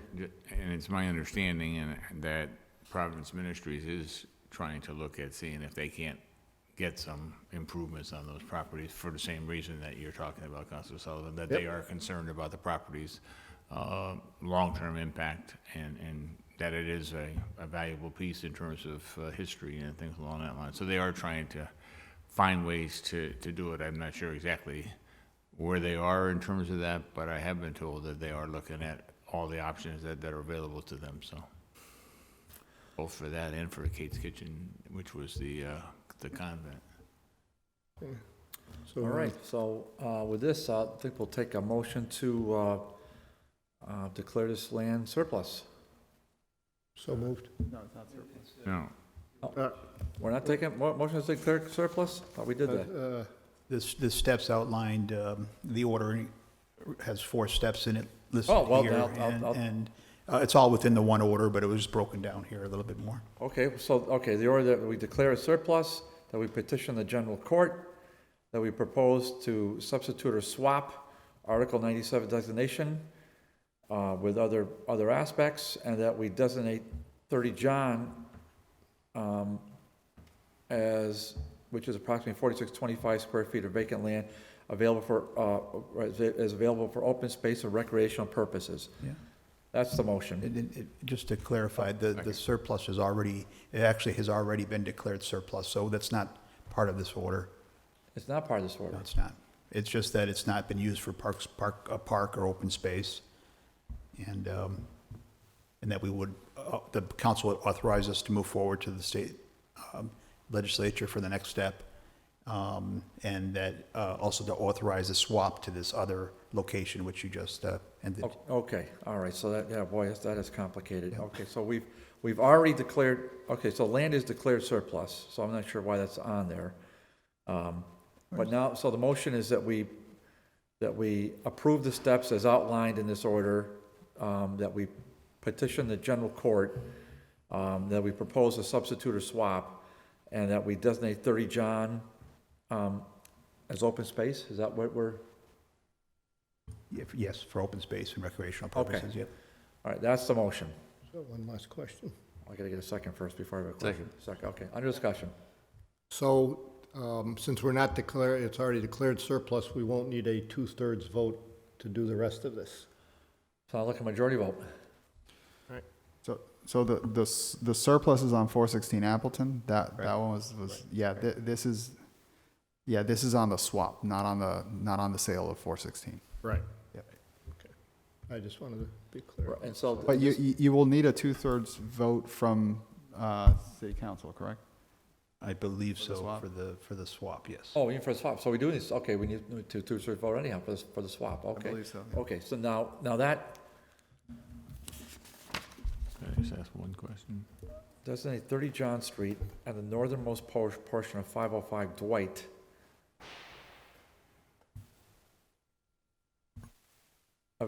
as open space and for recreational purposes. So is that what's getting swapped? Yep.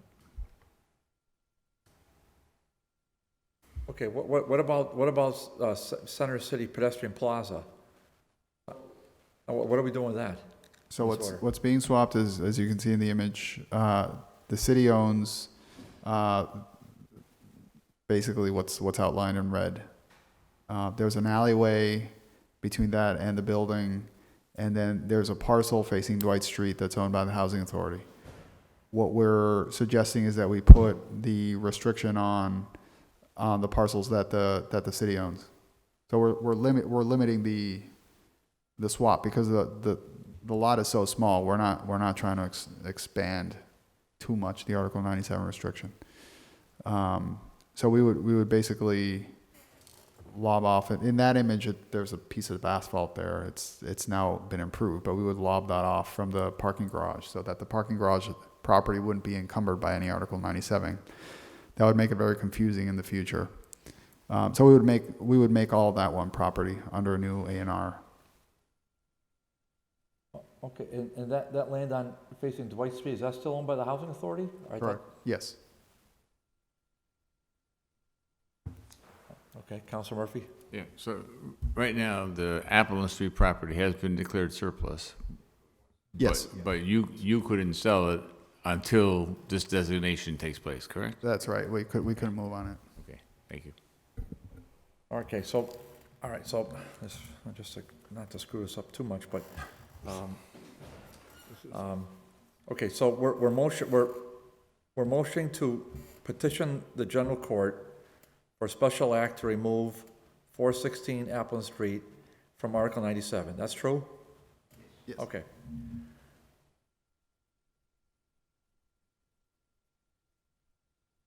And then three and four are kind of the same thing, aren't they? That we're substituting, swapping what the Center City Pedestrian Plaza, but is that really Dwight Street and 30 John Street? Are 3 and 4 this? Okay, so I'll run through this. So four steps to the order. Number one is a declaration that 416 Appleton is not a park. It's not used as a park. Number two is saying to the general court, because of number one, because it's not a park, please remove the Article 97 restriction. Number three is saying, because I've asked you to remove the restriction, I'll tell you where you can put the restriction. The restriction can be placed on a portion of the Holyoke Center City Pedestrian Plaza. Number four says, this is specifically where we're going to put the restriction, on 30 John and on this other portion of land, where we will provide a surveyed plan that has the four corners of what the city owns. That's not the parking garage. It's the former Bud and that former area that was just asphalted. So we will have a box that says, put here, that Article 97 restriction. All right, so that motion is on before us, as succinctly declared by Mr. Marrero, and I've adopted that. That motion is made and seconded. On that motion, all in favor? Aye. Okay, so we're going to say 3-0 approved. All right, I think that brings us to the end of the line at 9:10. I'll second that motion on the motion to adjourn. All in favor? Aye. We are adjourned. Thank you. Thank you.